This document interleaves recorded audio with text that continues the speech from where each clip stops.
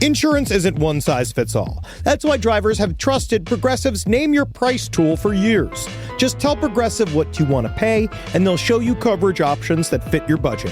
Visit Progressive.com to find a car insurance rate that works for you. Progressive Casualty Insurance Company and Affiliates. Price and coverage match limited by state law. Why have I asked my electrician I found on Angie.com to bury my pet hamster? I was so moved by how carefully he buried my electrical wires, I knew I could trust him to bury my sweet nibbles after his untimely end. This is very strange. Angie, the one you trust to find the ones you trust. Find pros for all your home projects at Angie.com. There's no place to escape to. This is the last podcast. On the left. That's when the cannibalism started. What was that?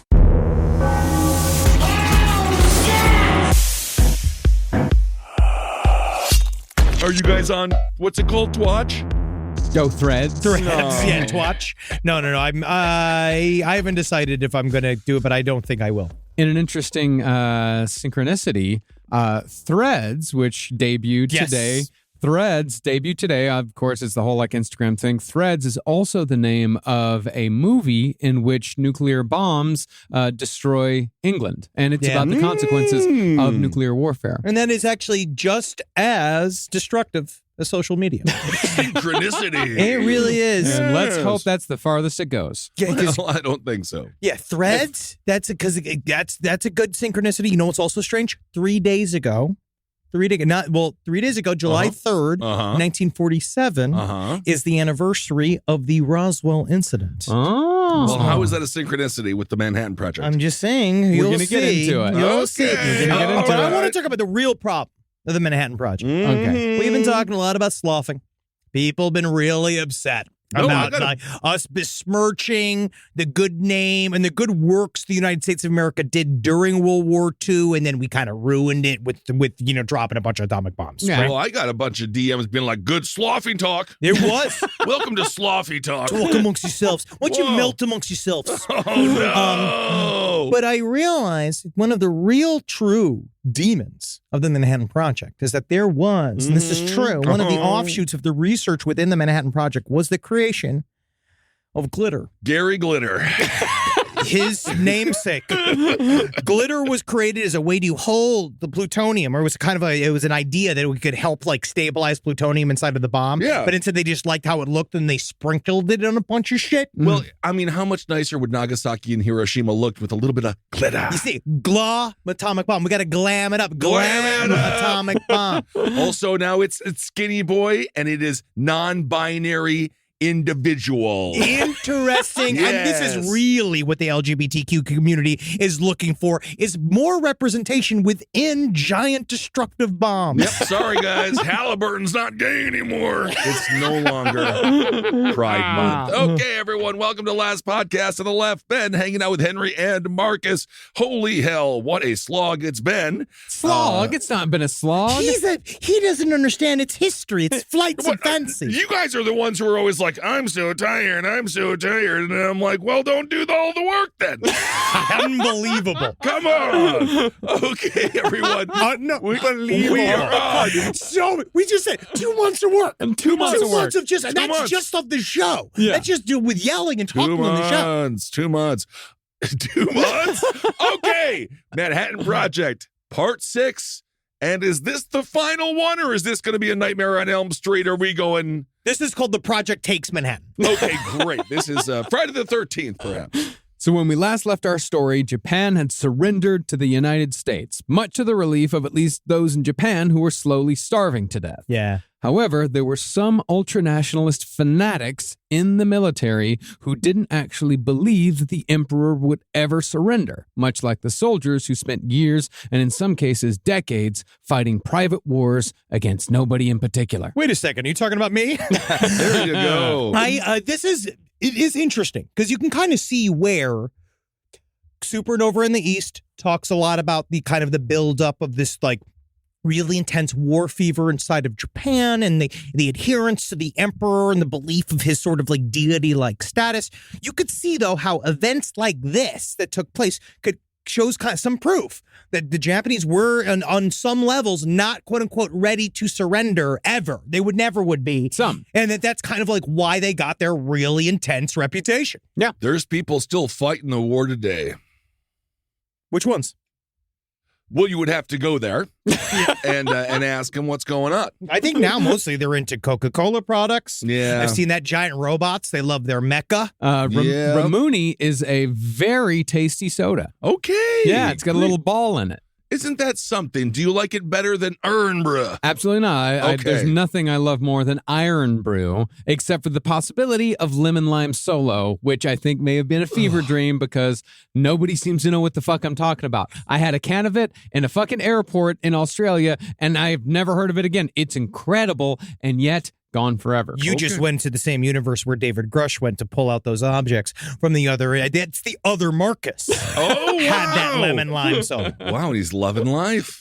Well, indeed, the ultra-nationalists on the mainland were so deeply fanatic that the only explanation for a general surrender that they could possibly accept was that the man who'd given the address over the radio had been an Allied imposter. Conspiracy theories can happen anywhere and everywhere. Mm-hmm. Well, there's no way someone would do a voice interpretation over the radio. You can't do it. Impressionist? No, this wasn't quite as ridiculous as you might think. It's me, it's Ray Romano. Oh my God, please don't do It's that. Ray Romano No, on the that was not show. an intro.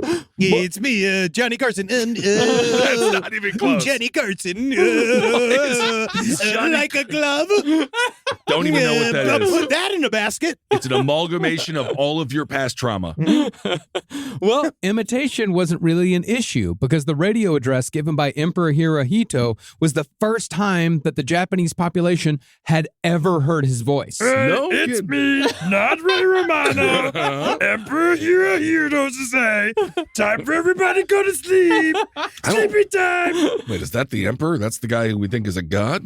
Yeah. I mean, this was kind of like hearing the voice of God. It was highly jarring for most of Japan, but it also gave plenty of room for allegations of disinformation.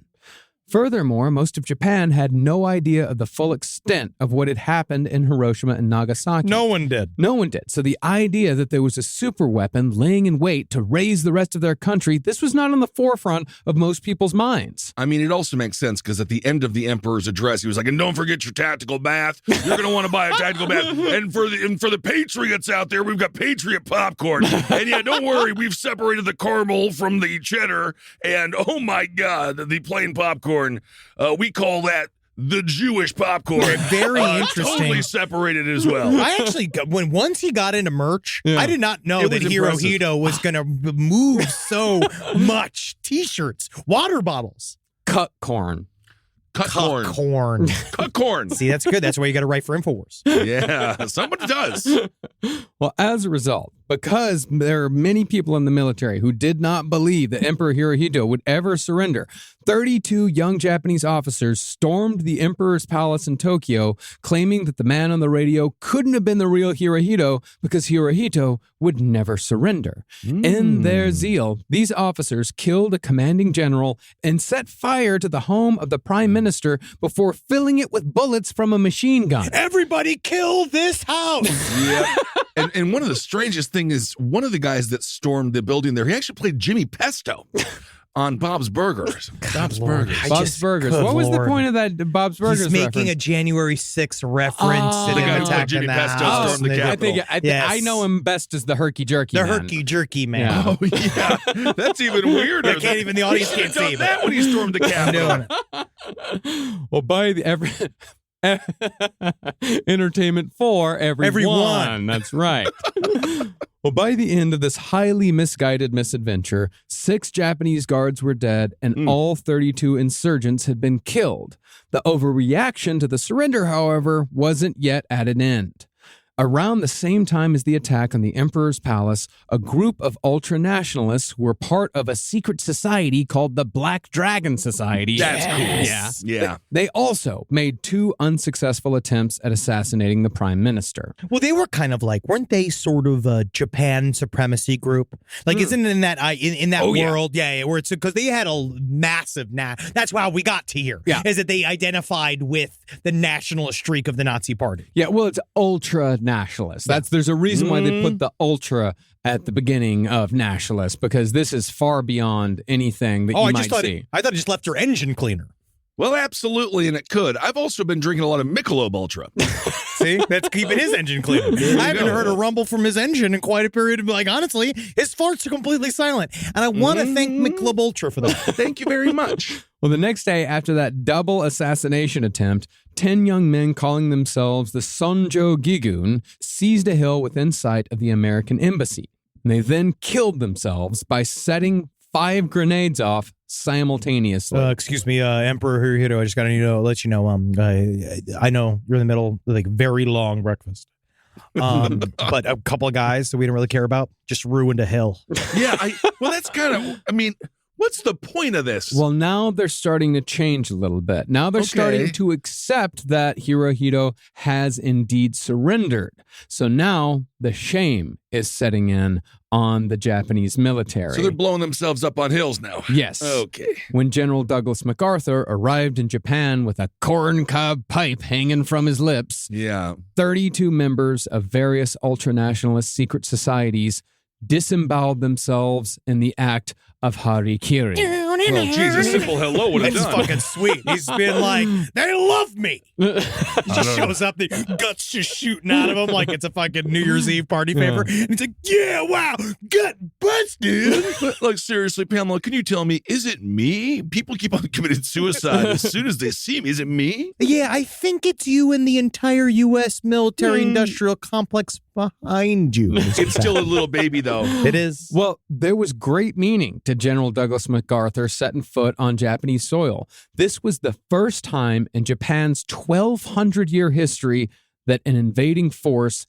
had ever made it through. Wow. The first time. And these guys were, they were stabbing themselves in the stomach in public out of shame that they had allowed the defeat to occur. Did they do that to you when you showed up with Carolina? What? Did they start stabbing themselves as soon as they saw you at all? When you went to Japan? No, they welcomed him with open arms. They love tourism. Absolutely not. We were actually revered when we got there. Revered, you were revered. Yeah. Guy came and he was just like, oh my god, because they thought he was Katie Lang because the she's Japanese huge love over there. Katie Lang. Well, Absolutely love Katie Lang. Yeah, absolutely. No, it was weird. We were pointed at as like funny Americans. Like, look at the tall Americans. So they were making fun of you, and then in your mind, in order not to commit suicide, you were revered. It's called the comedian's mind. I take the laughter at me, I flip it to with me.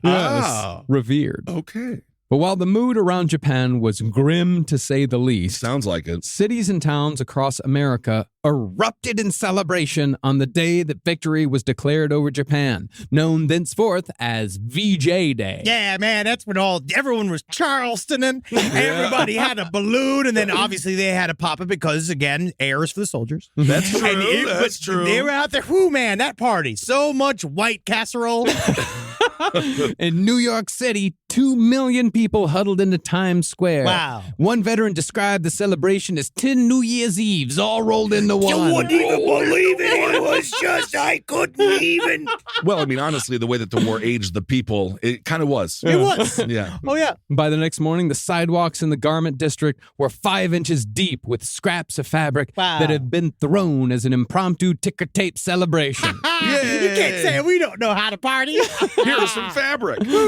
This, however, was one of the celebrations that went well. What? The one that's been fondly remembered for nearly a century. Yeah. Usually this scene is what's shown at the end of most World War II documentaries as an indeed. example of innocent American jubilance and romanticism. Oh, yeah. We let Rosie the Riveter put her dress back on. We went right back to, and it was awesome. It was a great day, right? Yeah. But over on the West Coast, the celebrations turned dark. Oh, God.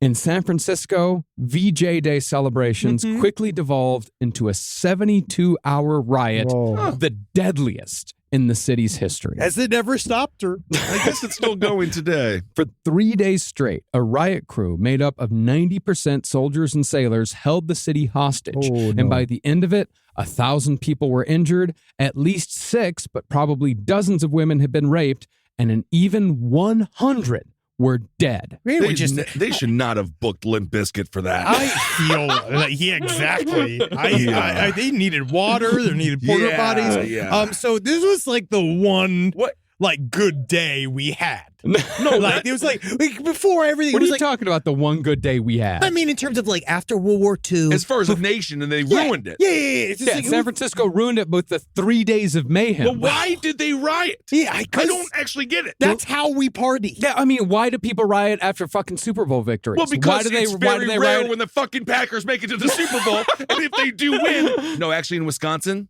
they just eat. Yeah, they do. Well, think of it this way: this is a Super Bowl riot, a fucking Stanley Cup riot, times 1,000. Right. It's that same energy. So it probably started off with Jubilee, and then let's get into it. Let's get into it. Now, the San Francisco VJ Day riots began on Market Street, where thousands of drunken soldiers and sailors jammed and gridlocked the streets. Oh yeah, I know that whole area. Mm-hmm. You can see, you can imagine it being jammed. It's beautiful now. The police, meanwhile, have been told to, quote, let the people do anything within reason. That's the exact same as now as well. Okay, yeah. That leeway, of course, was San Francisco's fatal mistake. Soon, soldiers and sailors were climbing under the roofs of jammed streetcars where drunken Marines clumsily tried to reenact the famous flag-raising photo from Iwo Jima. That's fun. That's just good old-fashioned fun. Yeah, that is fun, yeah. But once the revelers got a little taste of chaos, it was off to the races for the greatest generation. They just need to be able to dye their hair. This is what guys say. They need more outlets. There was there hair dye then? They just got done killing a bunch of people. You figured they'd all get it out of their system. Absolutely. They did not get done. They did not just finish killing a bunch of people, and that's part of the point. We'll get to that here in a second. These may have been the scallywags that didn't do anything at all. The soldiers and sailors began setting fires, smashing windows, overturning cars, and according to witnesses, gang raping women. As one reporter put it, you couldn't stop the crowd with anything short of tear gas and fire hoses.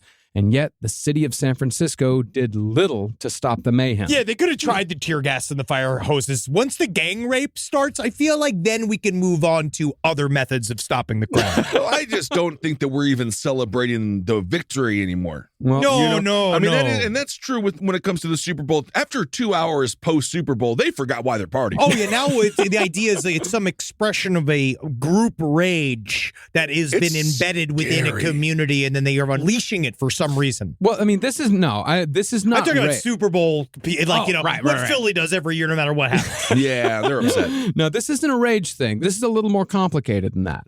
Now, as opposed to the guys and dolls in New York who've been fighting in the European theater for years, those are the guys who'd spent years killing people. And that's why that was a nice celebration, because those guys had basically just seen a bunch of horrible shit. Now they're just like that one woman said she wasn't really kissed with her consent. Mm-hmm. It's in the famous picture. Yeah. But, at the same, that guy was fine at it at the time.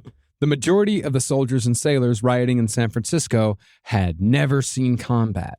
These boys were draftees waiting to be sent to the Pacific, where they'd been told that they would most likely be entering into a years-long hellscape battling the quote-unquote savage Japanese on their home turf. Furthermore, it was being said over and over and over again in the press that at least 1 million combat troops would be killed taking the Japanese homeland. I feel like that should be kind of a sense of relief then. Well, that's the thing. I would be happy I didn't go, yeah. Well, I mean, okay, let's put it this way. Thankfully for my family's honor, my papa, he was in boot camp on VJ Day over in California. No one's indicting your family here. No, we're not coming for your family. But that's just to say he did not participate in the riots. But from what he told me, he was, to put it lightly, a bit worried about going up against the Japanese. As anybody would be. Yeah. Yeah, man. I don't want to go to war. Never mind a world war. I don't want to go to a localized war. Yeah. I don't want to go to a city-based war. I just want to have, because what is war good for? Nothing. Except for helping the economy. There you go. Now, this is, of course, no excuse for the behavior of the servicemen in San Francisco, but it does give you a glimpse into just how relieved America was following the use of the atomic bomb, and how grateful they were to have such a weapon. An incredible tension had been broken, but it had not been broken with a prolonged Navy blockade or a diplomatic solution, as it should have been. It was broken by a big fucking bang. 2 Big Bangs, in fact, the likes of which the world had never seen. Mm-hmm. And I think that may have had a little bit of influence on the behavior of the soldiers and sailors in San Francisco. There is definitely a sense that we showed our gigantic cock and balls to the world when we set off 2 atomic bombs in wartime scenario. And I think that they could see that as sort of they got swept into it. And there is also something to be said. I mean, a lot of these guys were Marines, they were sailors. There is something to be said for, training these guys to kill for months and months and months at a time. And then all of a sudden, you're not going to be killing anymore. Instead, you don't have to do anything, but you still have that instinct within you to kill, violence. You know what you got to do? And that's just how it was expressed. 1940s America, I don't know if you guys are aware of this, a lot of wild hogs.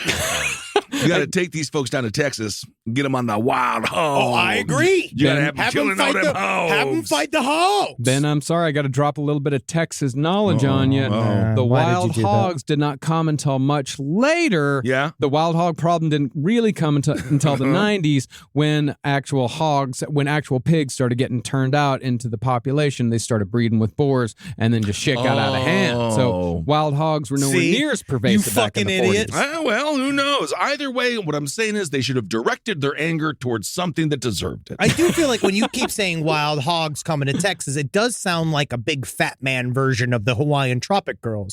Just going around, just having men rub them with lard and shit, just like being like, yeah, that's Ted. I like them shiny. I love the Hawaiian hogs. Coming to Abilene, Texas. Well, you better watch out. You better hold that. Oh, you better cover them soup canteens because the wild hogs running. You can't keep a bowl empty. We got the wild hogs at Midnight Rodeo from Friday to Sunday. You can't even see their dicks. That's great. What time does it start?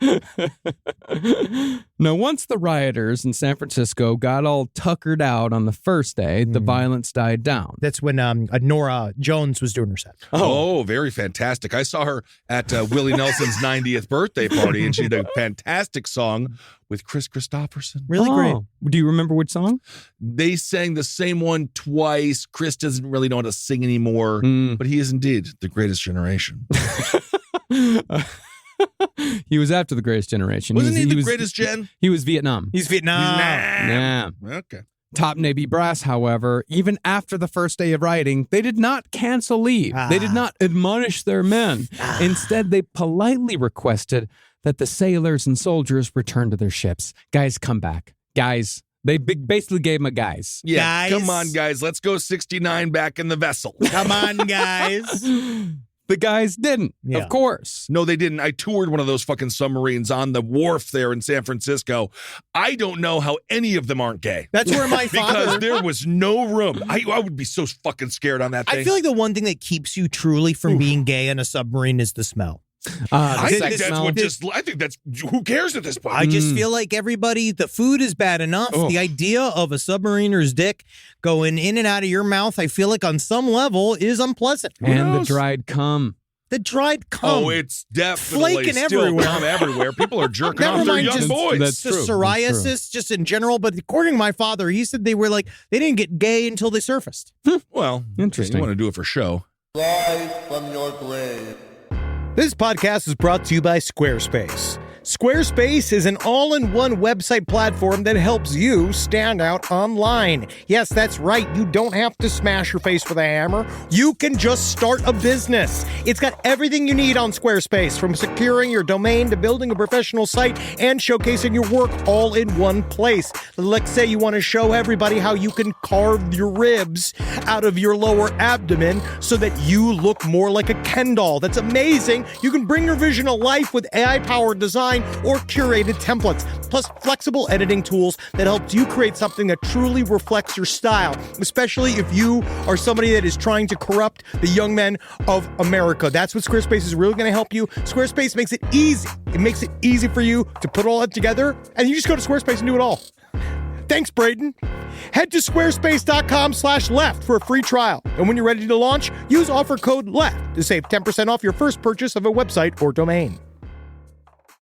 Summer means freedom. And for adults, summer means work next to freedom. But thanks to Mint Mobile's summer sale, it could almost feel like the work is playtime for the adults. Right now, all of Mint's plans are $15 per month, even unlimited. Free yourself from Big Wireless and switch to Mint Mobile for high-speed data and coverage on the T-Mobile 5G network. It's so well connected, I could call from anywhere. Deep from well within my bunker, where my AI-fueled robots slowly but surely toil for me, but I know for a fact I'm saving money on my phone plan. Or up above, where I'm training all of my giant Amazon female warriors who will fight in bulletproof mesh. Also, honestly, Mint Mobile's really cheap and it's really reliable, so you should use it. To get your new wireless plan for just $15 a month, go to mintmobile.com/LPOTL. That's mintmobile.com/LPOTL. Cut your wireless bill to $15 a month at mintmobile.com/LPOTL. That's it. There's no catch. Upfront payment of $45 per 3 months, $90 for 6 months, or $180 for 12 months. Plan required, $15 per month equivalent. Taxes and fees extra. Initial plan term only. Greater than 50 gigabytes may slow when network is busy. Includes up to 20 gigabyte hotspot. Capable device required. Availability, speed, and coverage varies. See mintmobile.com. Well, the riots continued for another 2 days. More women were raped, far more people of both genders were seriously injured, and 100 people died, either as a consequence of the chaos or in trying to stop it. They're killing cops. Do you guys just remember this is about the war being over? Yeah, this is a horrible way to celebrate, San Yes. Fran. Come on. And this is the so-called greatest generation as well. I know you continue to dig. Yeah, because at Tom Brokaw. because those assholes spent so many fucking years looking down on every generation after them. Oh, we did so great. Oh, we were so honorable. Oh, we did this. Oh, we did You that. have so much weird anger. He does. I have nothing. I feel nothing. You know what's funny is that I'm here. We did this last week when he got real hardcore on it. I like seeing Hot Take Marcus. No, I know. I like feeling this heat because I just view us all as the same fucking. I don't think time's real.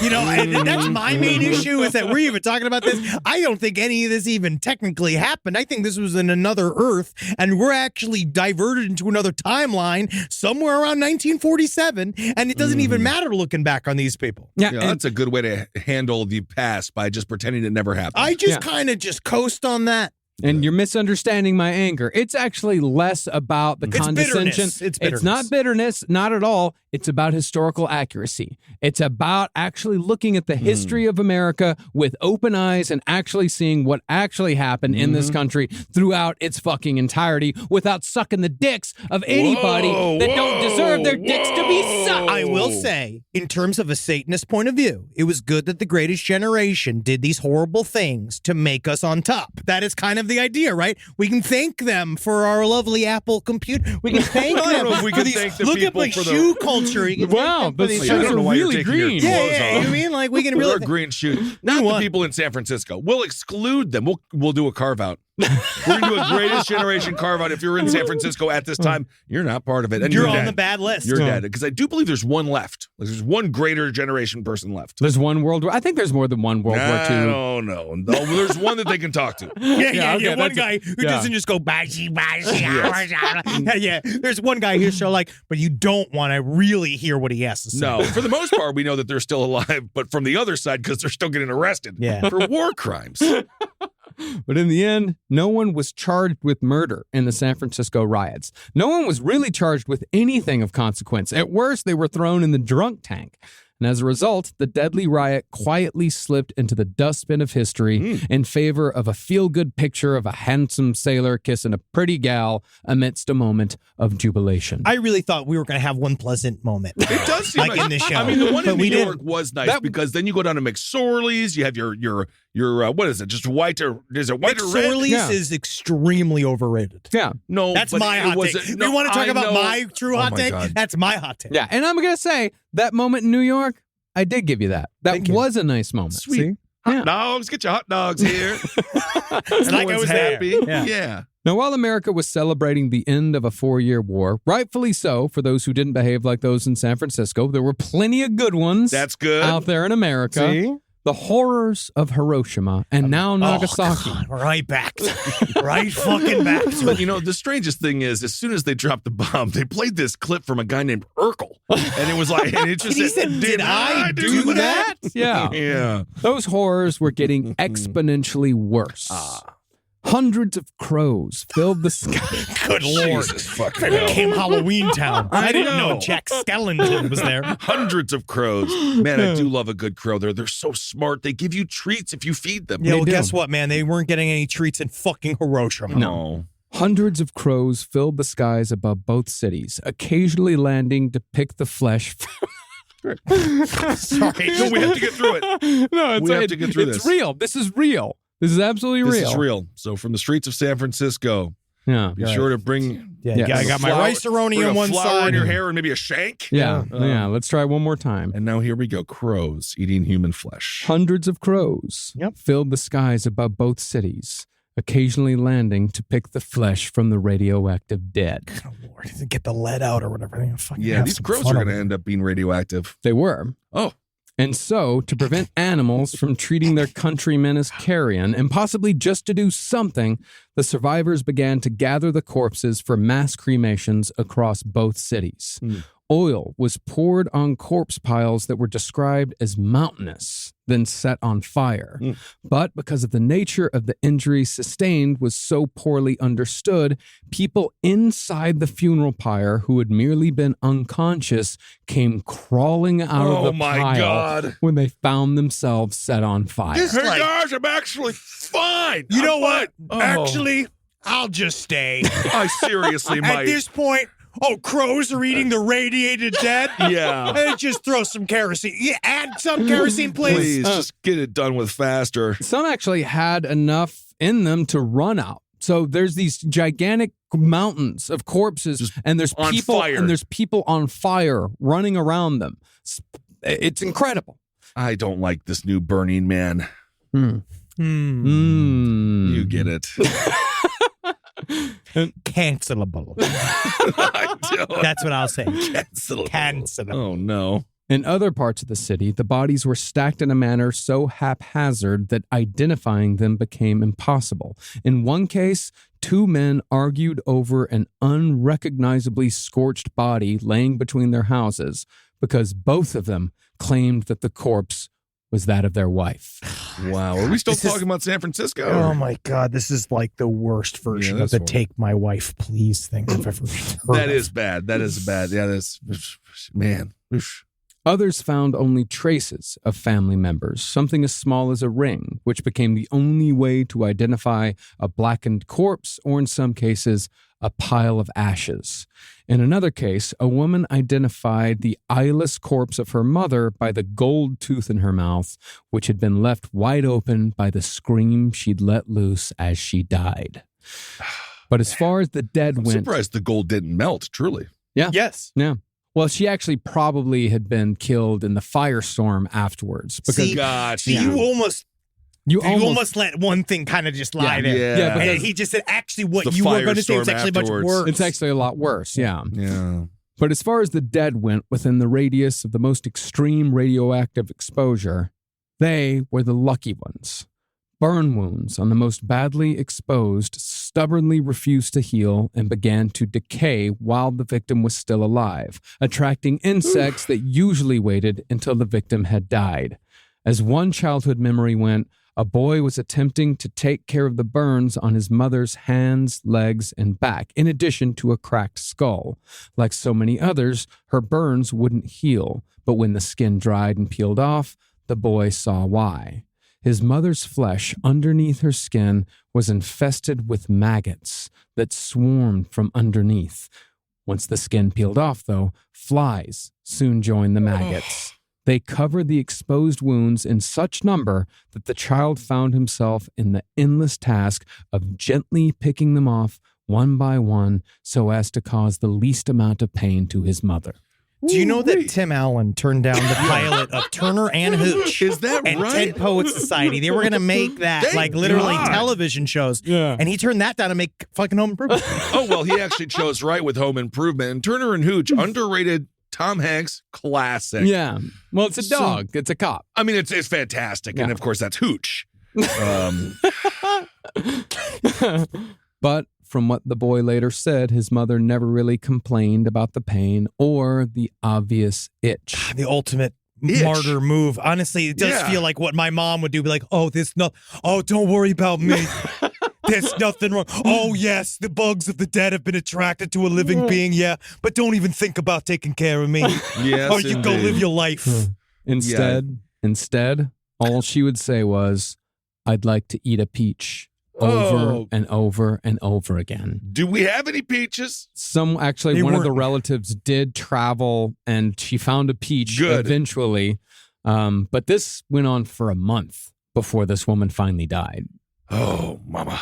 However, it's probable that this woman didn't just die from her wounds or from infection. Most likely, she joined the ranks of short-lived survivors who died horrible deaths in the weeks and months after the initial blasts by way of radiation sickness. Now, in 1950, a Japanese survey estimated that a combined 368,259 people had survived the atomic blasts. 18 had survived both. These survivors came to be known by the derogatory term of hibakusha, meaning survivor or exposed one. Derogatory term? Why is that bad? I feel like that means you made it. Well, it was derogatory in its context.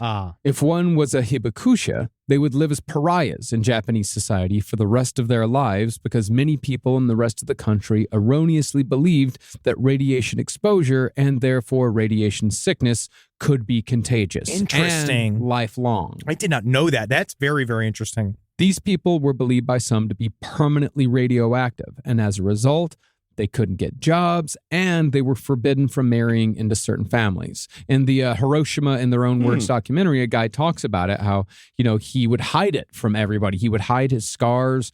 He met a nice girl, and then the family found out, they started asking him questions. Where are you from? And eventually he had to say Hiroshima. And the second he said Hiroshima, they said, exposed one, get out of here. You can't marry our daughter. And that happened again and again and again to these people for their entire lives. It also sounds like an internalized. It does, and it does sound like it's an internalized thing of the shame involved in quote unquote losing the war, and kind of we brought this amongst ourselves. There is that vibe, right? Because the people would take the failures of the government onto themselves because they identified so hard with their own culture, as they would. So it is interesting to see that where just even the compartmentalized shame within their communities to deny the memory, to get away from the memory. We could use a little bit more shame in this culture, but not that much. We just need not that much. We need a dollop of shame. But we need it in different places. We need to take we have too much shame on sex. We need to take that off and just sprinkle it around to other places. Back on the violence. And these politicians, again, they should be shamed every month to remember.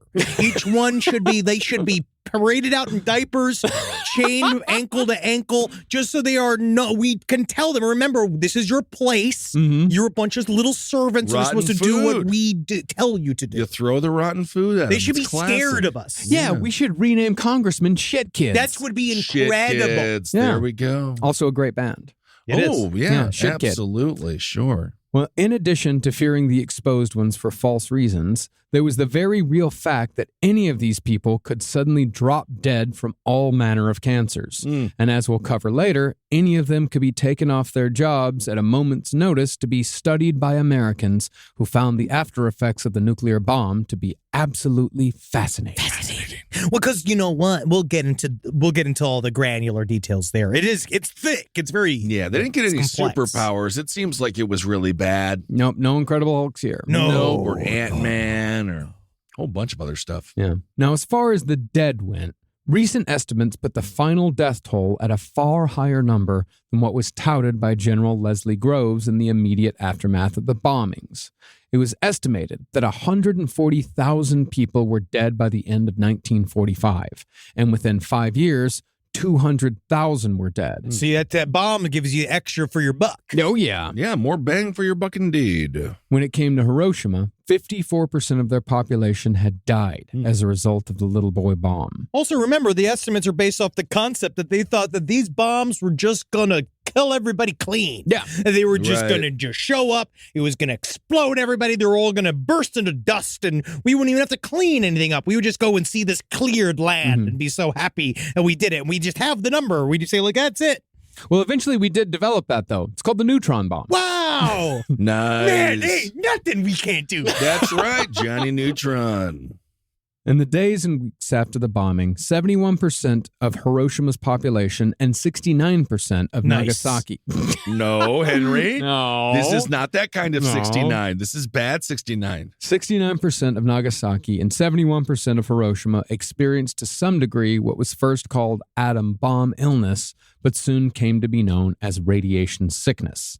To put into perspective just how much radiation was created by Little Boy and Fat Man, the nuclear incident at Chernobyl created a radiation exposure that peaked at 500 rads. And that actually converts to 1,500 groovies. Wow, that is crazy. And 3,000 radicals. Indeed, that is a big bomb. Actually, that's what rads is short for, is radicals. Yeah, sure. That's fun. Groovies is just when you try to talk to hip guys. Yes, groove indeed. I've heard it's in the heart. It is. It's actually a serious condition for a lot of people. Yeah, I know. By comparison, the in-air doses of gamma rays from the uranium bomb at Ground Zero in Hiroshima, that was over 10,000 rads. I mean, you're just saying numbers here, buddy. I don't know how to quantify that. A lot of gunk. Yeah. A lot of gunk? Okay, think about how deadly Chernobyl was. Like, they talk about the elephant foot. They talk about how dangerous Chernobyl was. That's 500.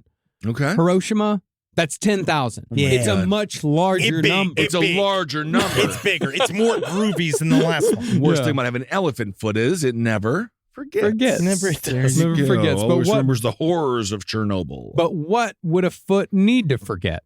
Oh, just where to go. Yeah, if I was a foot, I wouldn't remember every single time I stepped on dog poop. Oh, forget it. Yeah. That's gone. Well, Nagasaki was even worse. That was 25,100 rads. That's a higher number than the ones before. It's almost not groovy at all. Yeah. Wow. All the science people are just mad. Yeah. Mad at us. Well, no, it just means it's a lot. It's a lot. Each rad increases the chances of radiation sickness and increases how bad it's going to get. And I'm about to get into the worst of how bad it gets. As a result, cases of serious radiation sickness reached 3 miles from Ground Zero. Now, those who didn't die in the blast or soon after the blast seemed to improve in the days afterwards, giving the doctors a little bit of hope that maybe the worst was over. But within a week, radiation sickness began to take hold as those who were severely exposed began to fall apart from the inside out. Oh, I don't like that. Because they really thought that it would take a long time to die from radiation. The Manhattan exposure. Project scientists. Yes, they thought that. Why would they think that? Well, it's because every other example we've had of radiation exposure showed someone that you got basically a little bits at a time, and they thought that eventually you would kind of grow, you get sick. You got Madame Curie, right? Was an example of Died it. at 64. Died at 64, Okay. but younger than she should have. But like the idea is that like she still like had a life, and they kind of thought that this would be that they would hold true no matter what. That you kind of would get these things. They were wrong. Yeah. Yeah. We'll see what happens in Florida. They're paving the highways now with radioactive materials, so we'll see what happens. God, another reason to not go. Well, I mean, everyone's going to be dead soon. Well, radiation sickness usually began with hair falling out in large clumps. Bleeding from the mouth, gums, throat, rectum, and urinary tract soon followed. You're literally bleeding out of your dick. Oh, gosh. And that was in addition to nausea and loss of appetite. Then came... Yeah, I could see the loss of appetite. Yeah. I I could mean, see just that. because of the mirror. Just the whole thing is pretty not appetizing. Yeah. Then came the bloody vomit and diarrhea as the victim's body began to seriously hemorrhage. So terrified were people of radiation sickness that many survivors woke up every morning and they tugged on their hair to see if they were the next to die of a condition that was, at the time, barely understood but greatly feared.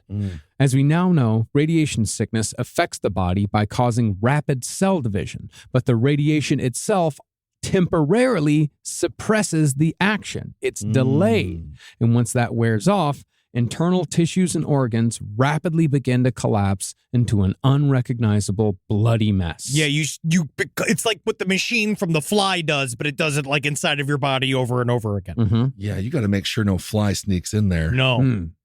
The radiation causes massive tissue death, massive hemorrhage, and massive infection. This caused one doctor to compare the radiation death sicknesses to the Black Death of the 1300s in terms of the sheer number of deaths and the carnage that came with them. I got a really good email this morning as I was researching that I thought was real. It was this guy. He was great. But he was basically saying, imagine just the spookiness of radioactive material in general.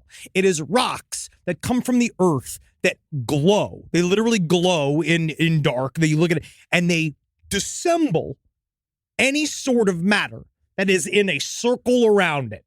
And so imagine that vaporized, just like spread across all this stuff. And all it does is turn everything into fucking soup. Yep. I don't like it.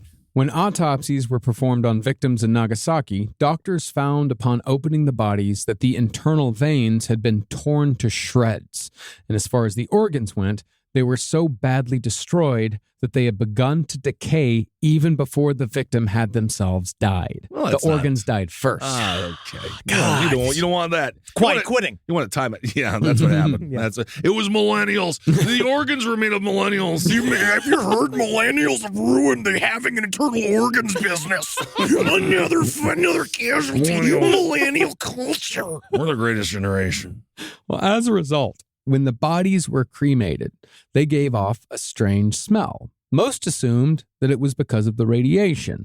But as those experienced in cremation pointed out at the time, it was in fact because the bodies being burned were simultaneously in two different stages of decay. See, a lot of times what I found is that if you don't know what that flavor is, it's fish sauce. Oh, it could be. That's common. That is common. But I don't know if that's really the case here. No. I'm surprised they actually went the burning route. I don't know what the safest way is. That is technically still the safest way, yeah. Yeah, that's the safest way. And it's also the only way that, I mean, they're not going to dig. You know, there's no other way to get rid of these bodies. And they also know that, you know, the more bodies you have, the more disease you have. You got to if you have a bunch of bodies, you got to get rid of them fast. Yeah. Yeah, buddy, every Sunday. I know. I got a bunch of bodies. Oh, God damn it. It's kind of nice because it's like that's kind of me and Kissel's bonding time. Yeah. When I can go, I help him with his pyramid of bodies. Obviously, we're not because I can't ask questions about that. Yeah. I can ask questions about him. Yeah, exactly. And I can get to know him more. And I found out stuff like, he loves the color orange. Wow. I don't hate it. Green is my favorite color, but orange is fine. Part of her, and then I was just like, "Is this your fucking look-alike of your mother?" Oh, You know what I mean? I would never It was do just a that stack to of my 'em. mother. I just want her near me. Full of holes. Yeah. By the 8-week mark, though, deaths by acute radiation poisoning began to cease, although the long-term effects carried on for decades.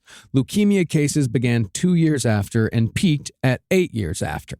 But every survivor had a far higher chance than the average person of all manner of cancers for the rest of their lives. My conspiracy theory little thought in my own head is I thought that maybe that they thought that these diseases would, because they thought they were long-term things that would slowly come about. So I figured in my mind that maybe they thought, well, once they the Manhattan Project people, guys, that like at some point we'll start to see this information come out, but it'll be decades after the fact when they'll have written all these exposés. We won't have to deal with it till later on. We'll all be dead by the time they're talking about the actual like repercussions of these bombings. But it turned out it was day 3. Yeah. Now, as far as what the people behind the Manhattan Project knew about the possible side effects of the bomb, the dangers of radiation in at least a lab setting have been well documented since the 1920s. As we said, Marie Curie, they knew that her journals were still radioactive. And they can make you sick. And they'll make you sick. Being around them, it makes you sick. Yeah, if you're around them for a long time. Or if you're exposed to, like Marie Curie died many years later because of how many x-rays she was exposed to during World War I. I also got some good thing on the radium. It's still not good to just be touching radium. No, but you got to ingest it. But you shouldn't do any of it. I would say let radium, use a glove. Use a glove. In the Manhattan Project itself, all laboratories monitored radiation exposure constantly, and they had precise handling procedures for nuclear material to prevent long-term exposure, like Marie Curie.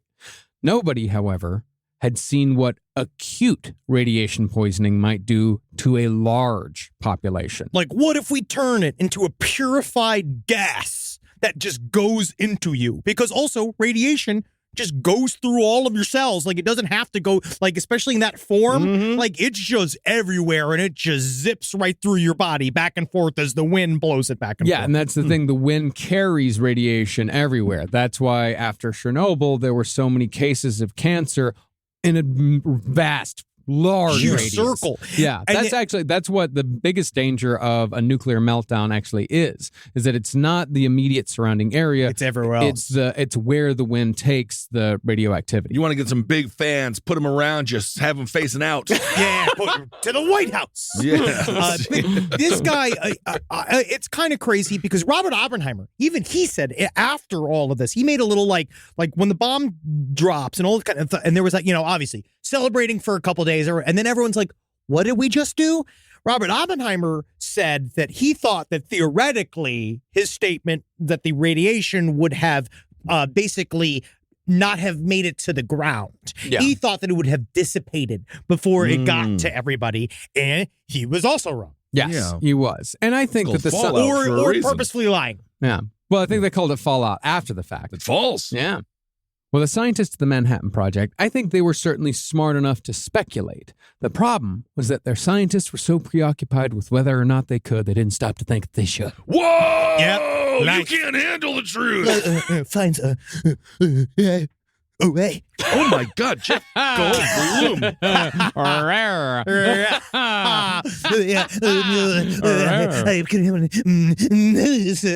So I could be anybody. You really are super talented. Jurassic Park. You're going to want to check out that movie. That's a good one. That came out in 92 or 94. So that's a good one. That's only almost 20 years ago. No, it's only 8 years old. Yeah, that's actually that's far more than 20 years ago. That's 30 years ago. 30 years ago. Holy fucking shit. Now, by late August 1945, about 3 weeks after the bomb dropped, international media outlets began picking up stories from the Japanese press about a mysterious and deadly illness that had no doubt been caused by the bombs. General Leslie Groves, however, went into damage control mode immediately and dismissed the stories as Japanese propaganda meant to garner sympathy. See? That's all you got to do. Yeah, that's all you got to do. No? How about not?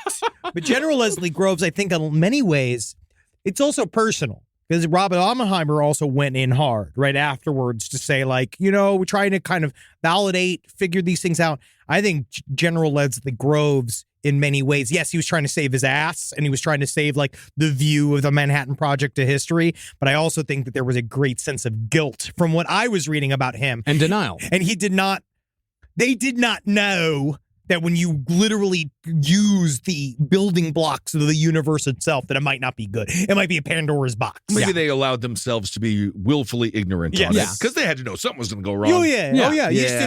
They just thought maybe just big explosion. Yeah, well, the Grove said the only reason why the death toll kept rising was because they were finding more bodies. Well, that makes sense. And technically, Leslie, that doesn't make it better. Does it? Well, he said during that, but that was happening during the rescue effort. I think that those bodies shouldn't count, and they should only be one day of counting bodies. Yeah. What if we named one of the bombs Mulligan? Now, Groves willfully ignored what he was being told about what was happening in both cities because soldiers showed up in Nagasaki pretty soon after the bomb dropped. And that's the thing. U.S. soldiers? Yes. Probably not safe for them either, to be honest. But that also tells you how little they understood it because they're sending U.S. soldiers in there to check it out. If they thought it was that dangerous, they wouldn't have done that. That's why I do think that there is a level of ignorance about what the fuck they just did. Yes. I don't think that they just did not fully appreciate that we're going to melt people here. No, they didn't think about it hard enough. No. Like they only thought about the bomb. They're trying to end the war. Yeah, they only thought about making the bomb, or they're trying to fucking beat the Germans. Yeah. And they're only thinking about making the bomb, all the problems about dropping the bomb. They're not putting any thought into what the bomb's actually going to do afterwards. That's the thing with scientists, man. Very focused, but if you get them off track, it's just like, what are you even talking about? Yeah. It's very scary. And it turns out a lot of their stuff, because there's the problem. So once you get them off track, you find out everything they're doing is going to irrevocably change history. It's going to make a bunch of people turn into like sock puppets and shit. And you're like, why don't we stop talking? Why don't we just, I don't want to know anymore. Try to pivot, but there's nothing to pivot to. No. Well, furthermore, General Leslie Groves became even more aware of the consequences of acute radiation poisoning after an incident that occurred on American soil with a little something called the Demon Core. And there was nothing cute about it. No, but it's called the Demon Core. I don't think it sounds very cute. See, I like the Demon Core because I think the Demon Core... They would hang you upside down and just play your butthole like it was a goddamn cornhole. Dude, no, the Demon Core is misunderstood. I don't know if they... Demon Core. I've been playing Diablo 4, dude. I know what these fucking demons can do. No, man. And if you don't upgrade, they will kill you. The Demon Core was just honestly being blamed for being itself. Now, if you'll remember from episode 5, Little Boy and Fat Man were the only 2 atomic bombs in existence when they dropped. So Los Alamos was hard at work on a third just in case America wanted to drop another on Japan. And that's a hard want. That's not a need. Oh, yeah, because they just said, the one is, I forgot what the bill was that Truman said, where basically right after they bombed, they were trying to figure out, well, how do we stop this, blah, blah, blah. And Truman's like, no, Manhattan Project continues as it was before. So we're just keeping pumping shit out. The plutonium core for bomb number 3, however, soon developed a reputation for injuring or killing the people who worked on it. You see, it was supposed to be a bomb, and it was supposed to live this life and have this fun thing, and it never got to. It's really sad. The story of the bomb that never was. It's Rudy of the atomic bombs. Yes, it's just him being like, and this is his one shot. He finally got in the game a little bit, but just kill. Yeah, he killed 2 scientists, but that was him. That's his version of playing the one play for the Notre Dame. Well, in the first of 2 serious accidents, a scientist was performing experiments on the core when he mishandled a component. Man, it sounds so fucking frightening. Because again, it's also real loose too. Yeah. Because the core, that's one of those things I had to figure out how to wrap my brain around because I couldn't really understand when they talk about piles and cores and what does this even mean? Bricks. And bricks. Because he dropped a brick. Yeah, and then I realized, it's just that. Piles. It's just a pile. They put it in a metal circle, like the plutonium in a metal circle, and then they build these bricks of stuff around it that are supposed to make all the neutrons within it bounce around, right? You basically make it like an oven with the plutonium in the center of it. But I just didn't understand. I thought it would be way more technical than that. But it's literally just it's a brick made out of extremely technical metals that he put together. Right. But all you have to do is fucking whoopsie, and things go fucking critical. You don't want your last words to be go. That is going to be my last word. Oh, isn't that something? It'll be coming in my pants. I think my last words are going to be, whoop. That's not a word. Kissel, no! No, he'll be begging me, kill me, please kill me now. I'm like, I can't, man. I'll go to jail, dude. Well, the component fell into the core, caused a chain reaction, and bathed the scientist in radiation. Oh, good. The scientist lived in the immediate, but died decades later of leukemia. Now, that's not too bad. But a second scientist, exposed a year later, he would not be so lucky. Oh yeah, they gotta tighten up the strings here. You gotta make sure that stop dropping all this stuff. His name, but then his nickname was Flathead. Oh, he'll do it. His nickname was Flathead, and that was deserved. He had that nickname for a reason. Now, presumably, since a third nuclear bomb hadn't been necessary, this plutonium core remained an experimental object because there were bigger and better bombs on the horizon. Oh. So the Demon Core kept changing hands as the experiments continued. And almost a year after Hiroshima, a scientist named Louis Slotin, who'd been working on the core, was in the process of handing over responsibility to another scientist. Demons can do a lot, but you know what? When I think of catching a football or holding on to atomic energy or materials, they drop stuff. Yeah. Well, because the hands are actually not good for grip. I mean, they're good for gripping, but you know what? I think demons also get distracted very easily. Yeah, again, you're hung up on the demons. I think of the demon Etrigan, and he wielded a sword many a time to great effect. Yeah, I was a demon. But what if you I literally played a demon for fucking years on a television show. I had hands. Then I know that. Yeah, but didn't you drop stuff all the time? You would drop stuff all the time, and you were pissed on it. You were a urinal. It's like a funny character, like a Homer Simpson idiot. You were also distracted by a big pair of tits. Oh, so if you're holding a brick of atomic materials. And then, very good. But then you'd be like, well, I'm supposed to be doing this. And then you see tits, you're going to drop it because you're a demon. Yeah, but there's no tits here. It's scientists at this time. There were not a lot of tits in science. We don't know that. And if I remember from Pretty Face, most of the demons were not too bright. No, and all of them were just ugly men.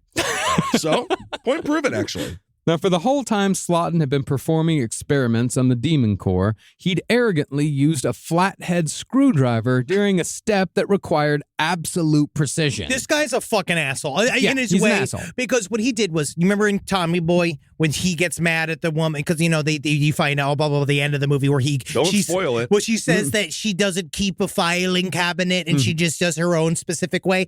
That's this guy in hell, where he just was like, no, I do it this way, where it was two halves of non-critical material or pre-critical material Pre-critical, yeah. that he would layer between each other, and before they could completely seal, right, because they'd have to be together and the two halves would have to seal to create a critical reaction, he just stuck a fucking screwdriver in between. Right. And then that's what he'd use, and they'll all be like, hey, Louis, you have this nickname for some fucking reason, but please don't do this anymore. And he's like, I know what I'm doing. Yeah. Well, and to be fair to her, she was sabotaged by that man having sex with his mother. I know. So. Well, Slaughton, he wore cowboy boots and blue jeans in the laboratory. He did things a little different around here. He saw himself as a bit of a maverick. And I think he used the screwdriver as some sort of affectation to separate himself from all these fucking nerds. Yeah. Oh, good, yeah. But as it went, nerds like Enrico Fermi were warning him that if he continued using a flathead screwdriver during a complicated nuclear experiment, he'd be dead within a year. Also, or you're going to blow up whatever fucking city this thing's in the center of. Mm-hmm. That wouldn't be good. This is where you need to respect the nerd. You are in the nerd land. Yes. You're not on the ranch where you think you might have an upper hand. Yeah, I'm not looking for the best chicken wing. No, I'm asking for nuclear experiment advice. This is where the nerd shines. Yeah, Richard Feynman said the technique was, quote, tickling the dragon's tail. Because one slip up could set off a nuclear chain reaction that would literally blow up in Slaughton's face. Yeah, it would ruin a chunk of America. Yeah. You know the dragons breathe fire. Do they fart fire? I don't think so. I don't think so. I no. think there's some sort of gland in their Is it throat glandular? that It's a gland. creates. According to the Dungeons and Dragons, it's a gland. It is a gland. Okay, Yeah. great. Good to know. But predictably, that's exactly what happened. Ah. Right at the end of Slaughton's time with the Demon Corps.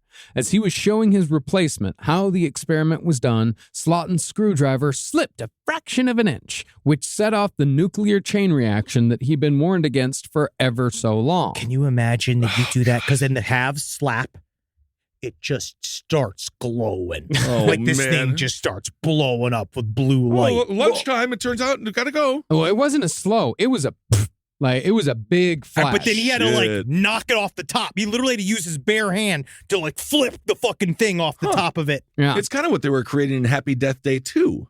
A little you had a bit. chance A little to watch bit, that, yes. which I love that movie. Yeah. I love both of those. It bathed Slaughton with a lethal dose of 1,000 rads Wow. of gamma radiation. Far out. Wow, and that was the invention of hypercolor. Fantastic shirts from the 90s. If you had tits and you were a man, they let you know. Wow, the sad, literally upside down number 3 I created with one of those thermal color shirts with my little boy tits, ruined that shirt for me. I think ruined that, that was one of the flaws in the plan. Oh, it was. Yeah. It was for delicious woman's breasts. Yes. I guess. Not for a little fat It boy's was marketed to boys, though. Yeah, it was. And the shitty thing is that the replacement also got just a little bit of the radiation. Not a whole lot, but he got a little bit.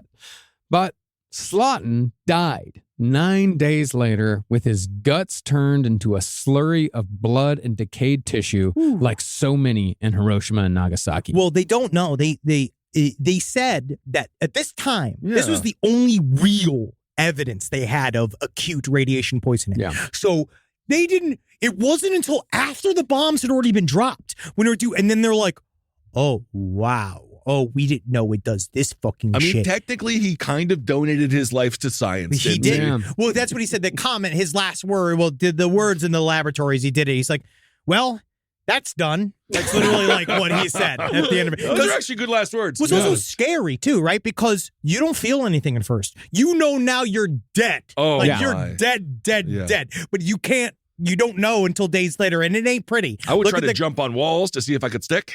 You doesn't do. happen. It's because of the sloughing. Oh, that's not a good reason to stick.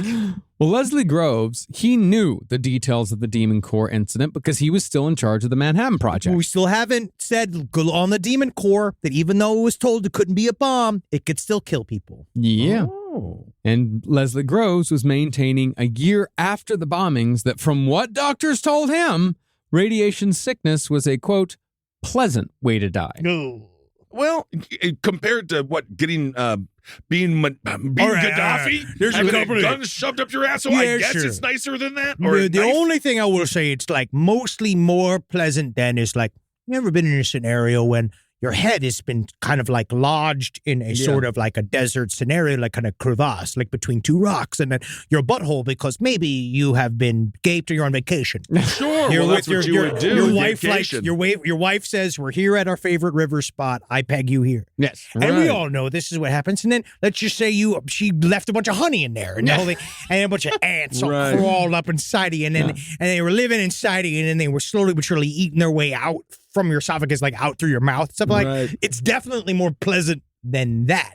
Now, naturally, the horrific deaths in Hiroshima and Nagasaki weren't something that the United States government wanted to be public knowledge because it destroyed the moral high ground that we've been flaunting since the end of the war, and especially since the end of the European theater. But we understood at the time, too, is that I guess we're abandoning the moral high ground and we are just showing the world that we can blow you the fuck up. Mm-hmm. Well, I mean, this is a different time for America. I think they were teaching newborns how to smoke because they thought it was going to be really good for lung growth. No, it was. So, you know, we didn't know a lot of stuff back then. Well, at this time, like, we had respect. And but eventually we wanted respect and fear. And we knew that, and that's the thing, is that once Hiroshima came out, once all this came out, respect went away and all we were left with was fear. Yep. And isn't that what Jason Voorhees has been looking for this entire whole time? See, it was one thing to have a weapon that made a big boom to scare the Soviets. The international community, they could wrap their heads around that. But it was something else altogether to create a full-blown hell on earth in two highly populated cities, enemies or not. So Leslie Groves deflected any conversation about the after effects of the bombings by emphasizing the bad shit Japan had done during the war. Which is real and totally viable. Absolutely real. Like, Unit 731, the rape of Nanking, the Pearl Harbor, everything. Yeah. They did a lot of fucked up shit. Yeah, and that's the thing. Leslie Groves, for America, focused on Pearl Harbor. He focused on the innocent civilians that had been killed in the process. Speaking to the New York Times, Groves said that if Japan didn't like the way we ended the war, they should remember who started it. You know, Okay, there you is go. that little bit. There's a tiny bit. But again, if it had just stopped in Hiroshima. If it had But no, they never would have dropped it at all. I'm just I saying. would go with no drop E. At the but very then li- someone's going to drop it. I'm not saying that it was good or I'm just saying that I said last episode, I can wrap my head around the one. It's the follow-up that changed really the entire vibe of Well, the I room. think that's just because they named it Fat Man and you're offended. No, because I'm both. I'm Fat Man and Little Boy. Oh. But that's the thing, is that I can't wrap my head around Hiroshima because they knew for a fact that they didn't need to drop it, and they knew that they were killing tens of thousands, if not hundreds of wanted to, thousands of Marcus. civilians. No, they wanted to. Well, Crazy. Let's just say they should have done some things different. Wow, Kissel. Yes, Wow. very Wow. Hot take from brave Kissel. stance. Yeah. Very good. Yeah. Brave. Do things different. Complicated. Yeah. From your grave. This is a paid ad by BetterHelp.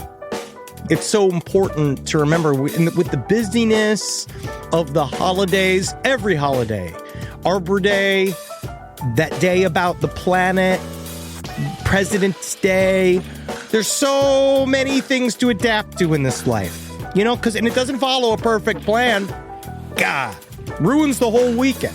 But therapy with BetterHelp, the world's largest online therapy platform, it can be a space to pause, reevaluate, and adjust to any unexpected changes. With over 30,000 therapists worldwide, BetterHelp is one of the leading online therapy platforms, having served millions of people globally. BetterHelp makes it easier to fit therapy into your routine. You're in good hands, too. BetterHelp therapists have at least 3 years and 1,000 hours of hands-on experience, and hold all required education, training, and certifications. It's easy to do, and the help is better over there. You don't have to navigate life's changes alone. Sign up and get 10% off at betterhelp.com/lastpod. That's betterhelp.com/lastpod. In the United States of America, there's a break-in every 26 seconds. That means somewhere, right now, an intruder is getting closer. The problem is most security systems only alert you after a break-in has already started. That's too late. Choose SimpliSafe to secure your home. Using the Outdoor Camera Series 2 and advanced AI alerts, SimpliSafe's US-based live agents identify threats on your property and help deter them, stopping crimes before it starts. That's real peace of mind. They've got a really great security system that makes sure people don't get in your house or it makes a big noise. And to me, that's a big deal for me, is that it protects all of our yelling with a siren in our studio, which is one of the most important things that can be protected. I don't care if thieves come and kidnap us. I don't care if marauders come and steal our staff and bring them to another country against their will. As long as our words aren't affected, as long as our precious data isn't affected. And SimpliSafe does that. And for that, I say, God bless you, SimpliSafe. God bless you. God bless you, SimpliSafe. God bless you. Experience greater peace of mind with SimpliSafe, now available with an exclusive discount for our listeners. Right now, you can get 50% off your new system by visiting simplysafe.com/LPOTL. That's half off at simplysafe.com/LPOTL. There's no safe like SimpliSafe.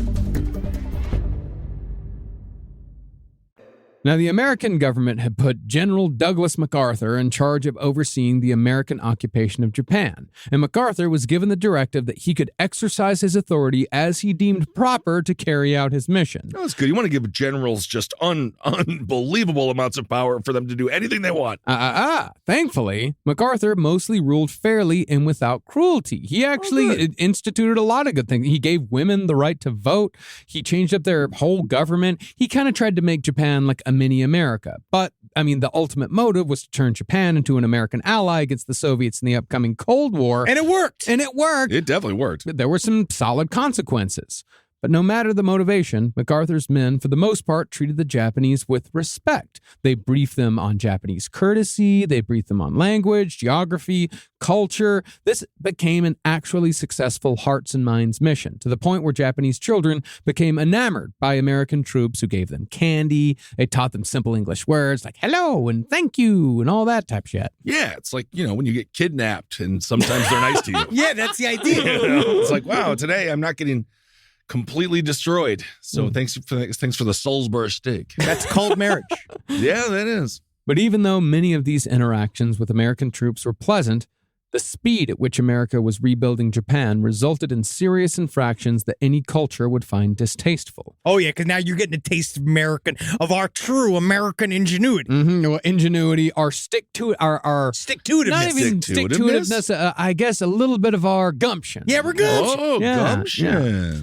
Needing to build an airfield in Nagasaki in an area nicknamed Atomic Field, soldiers used bulldozers to clear the ruins. Those ruins, however, were still filled with thousands of dead bodies and skeletons. In their rush to build the field, the bulldozer operators treated the bones of the dead the same as the sand, soil, and rubble. That mixture was used in broken roads in Nagasaki, which are presumably still in use today. Wow. And I think that's a good metaphor for marriage. It really is. Yeah. Why? Yeah. Why? Because you got to, in order to build something new, you got to just bulldoze through all the bad shit of the past and just build something on top of it. Turn it into a slurry you can build on top of. Yeah. But then you also just see what seems to be seashells in the walls, that is the memories of the fights from the past. Yeah. Much as you see in Edinburgh, because half of their walls are just fucking human bones. It's very interesting. But that's the thing, is that's only if you obsess on things. That's what it is, that you don't want to obsess on the small things of the past. You just want to look at the good things that you built. That's a nice wall. Wow. That's what you say instead of, oh, that wall is littered with the broken bones of my ancestors and all these other things. I could say, oh, nice wall. I built something good from all the bad. Yes, I think that's really smart. That's cool. I can see people getting married as we speak. Wow. What a, they're going to run into the ringing chapel. endorsement. Yeah, and we built it together. So all you out there, be a bulldozer of love. Be it. Yeah, but if you build it together, then whatever. Then no one gets any credit. Single. Well, Hiroshima and Nagasaki, they had far larger problems than what they were going to do with the dead.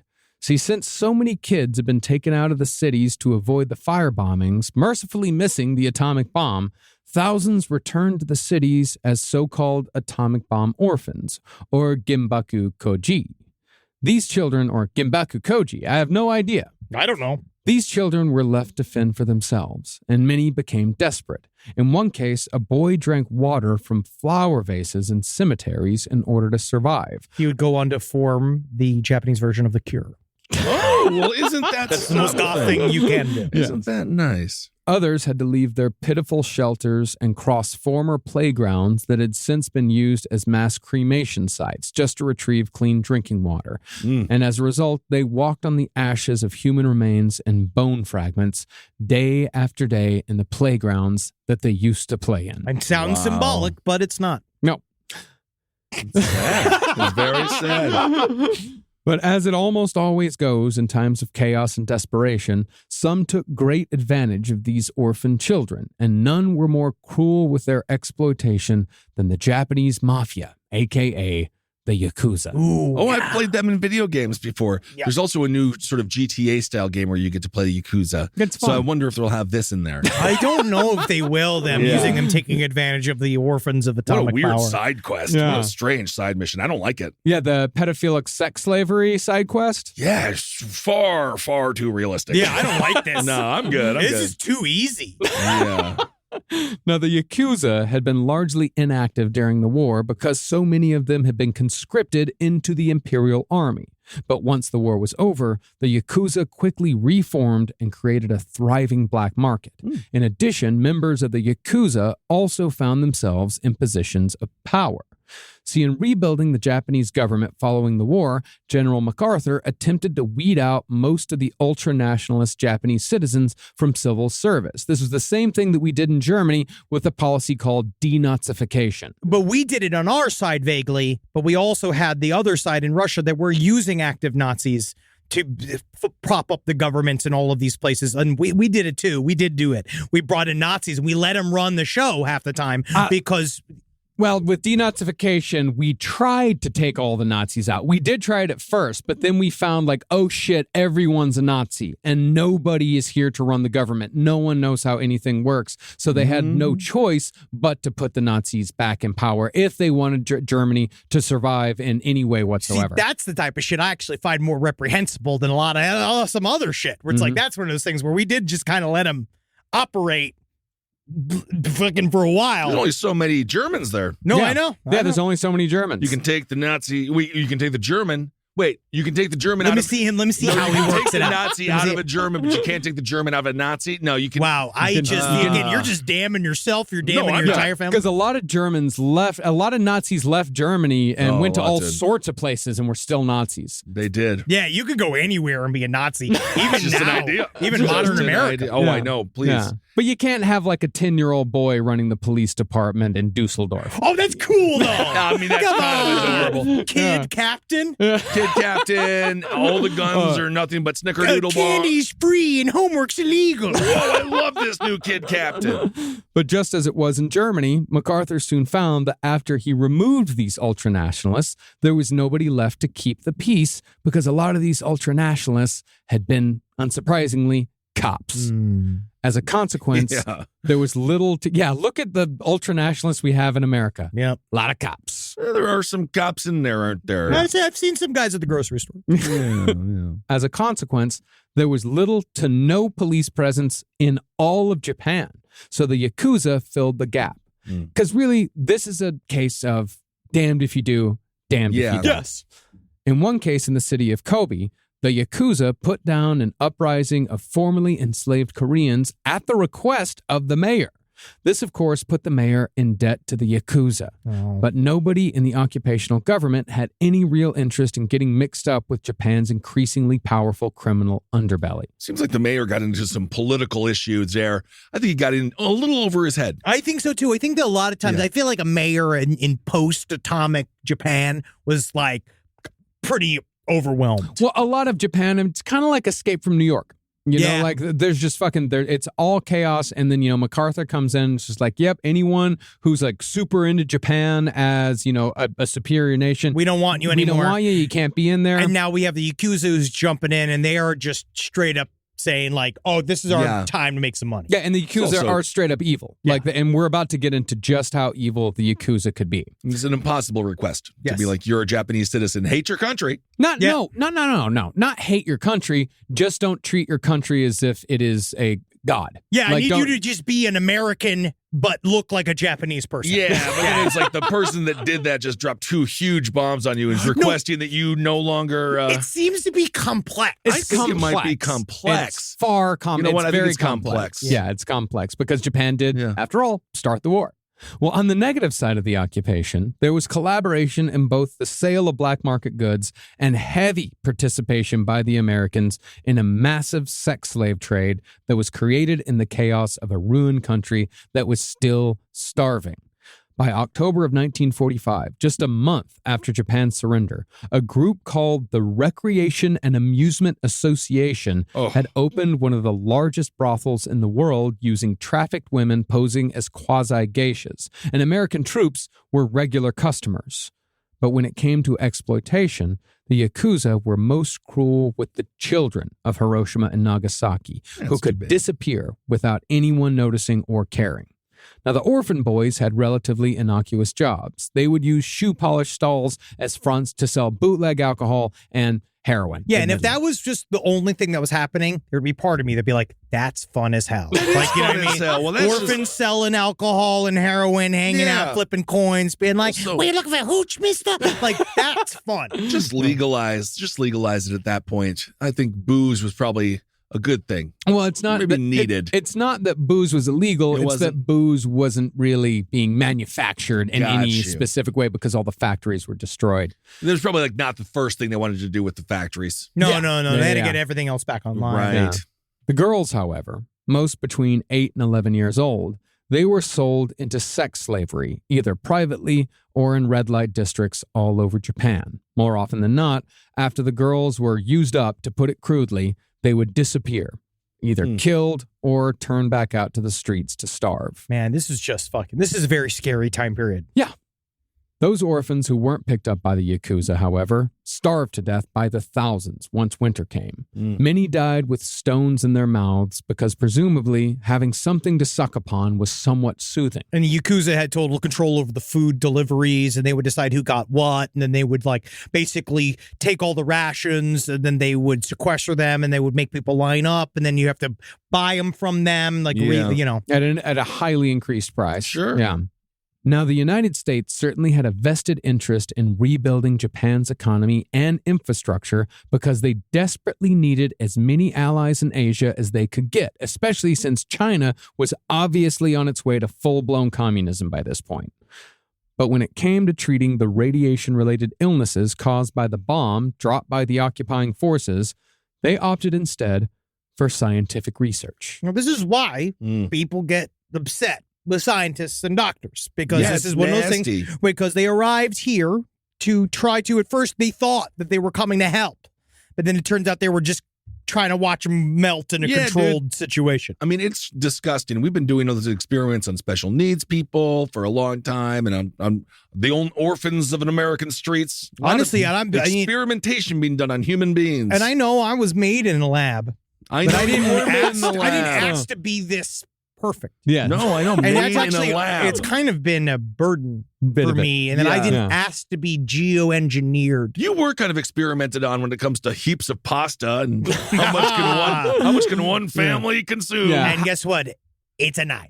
It's a nice. How much pasta does it take to replace love and affection? You know what? Up to a pound. Yeah, I think a pound. I Per actually meal. think 1 pound. Yeah, I agree with that. With a lot of parm. With a lot of parm. Yeah. Well, these scientists, they weren't experimenting. They were just studying. They wanted to know the long-term effects of radiation on a large population. And in order to get clean data, they refrained from treating any and all illnesses suffered by the populations of Hiroshima and Nagasaki as a result of radiation.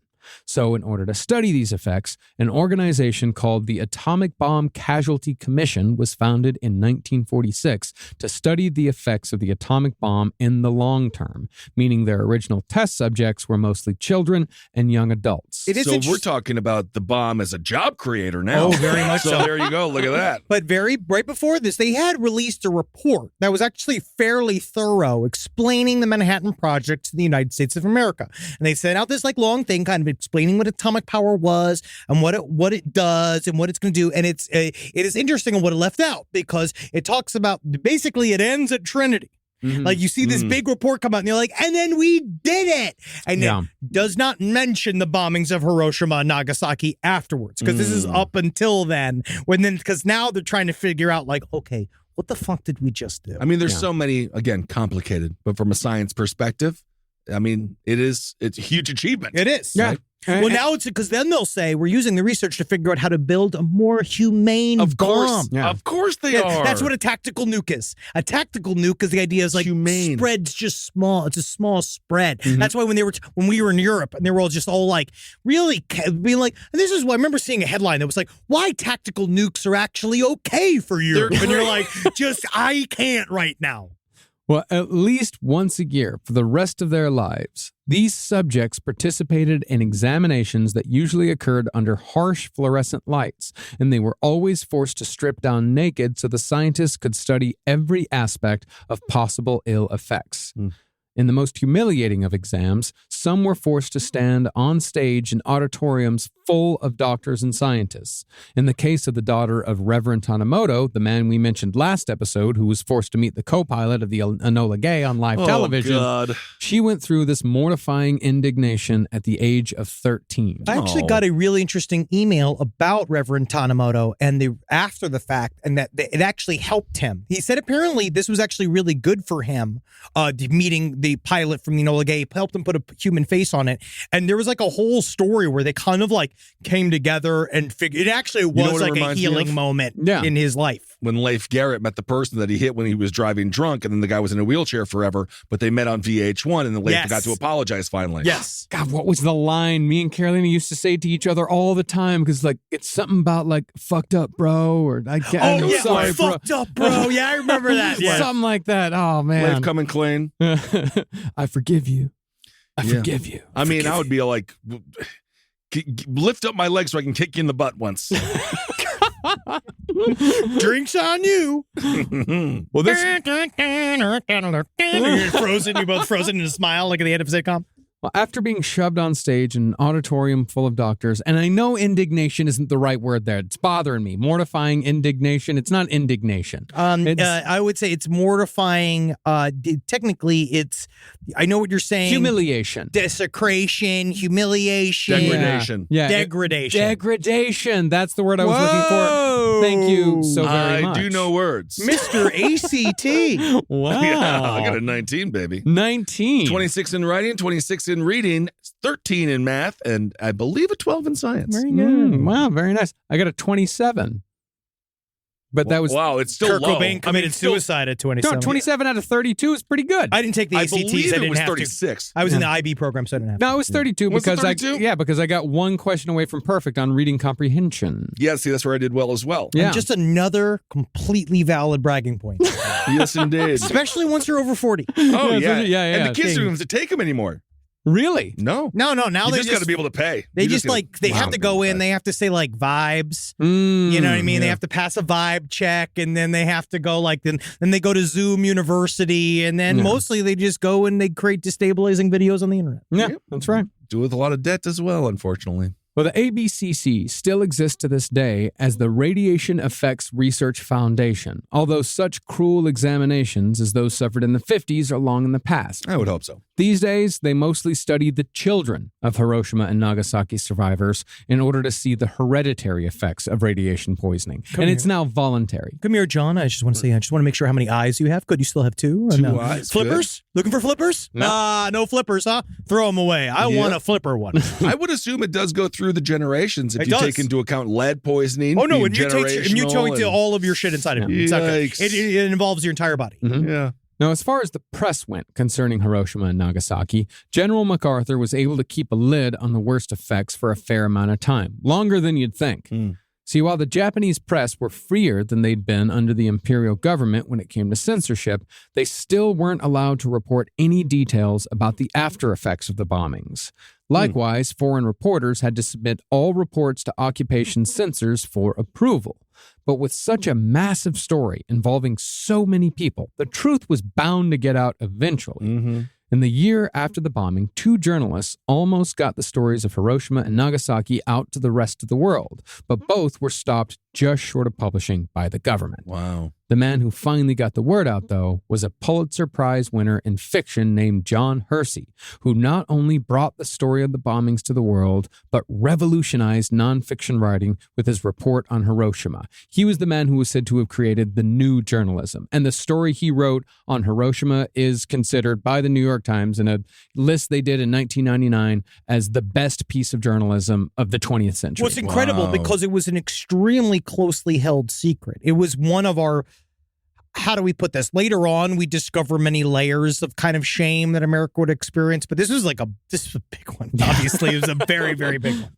Now, in a poll conducted a week after the bombings, 85% of Americans approved of the use of the atomic bomb. Strangely enough, 5% didn't care. They had no opinion one way or another. What happened? There's always those people. Oh, yes, 5% who literally was like, there was a world war?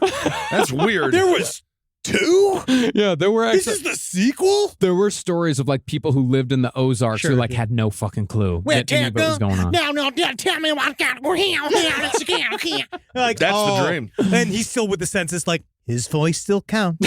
It does. Moonshine. That's America. Well, journalists thereafter repeated the government line that Hiroshima and Nagasaki were symbols for the birth of a new Japan, dedicated to peace, progress, and reconciliation with the rest of the world. It did end old Japan. So I suppose the only other step is a new one. Well, that perspective changed with John Hersey.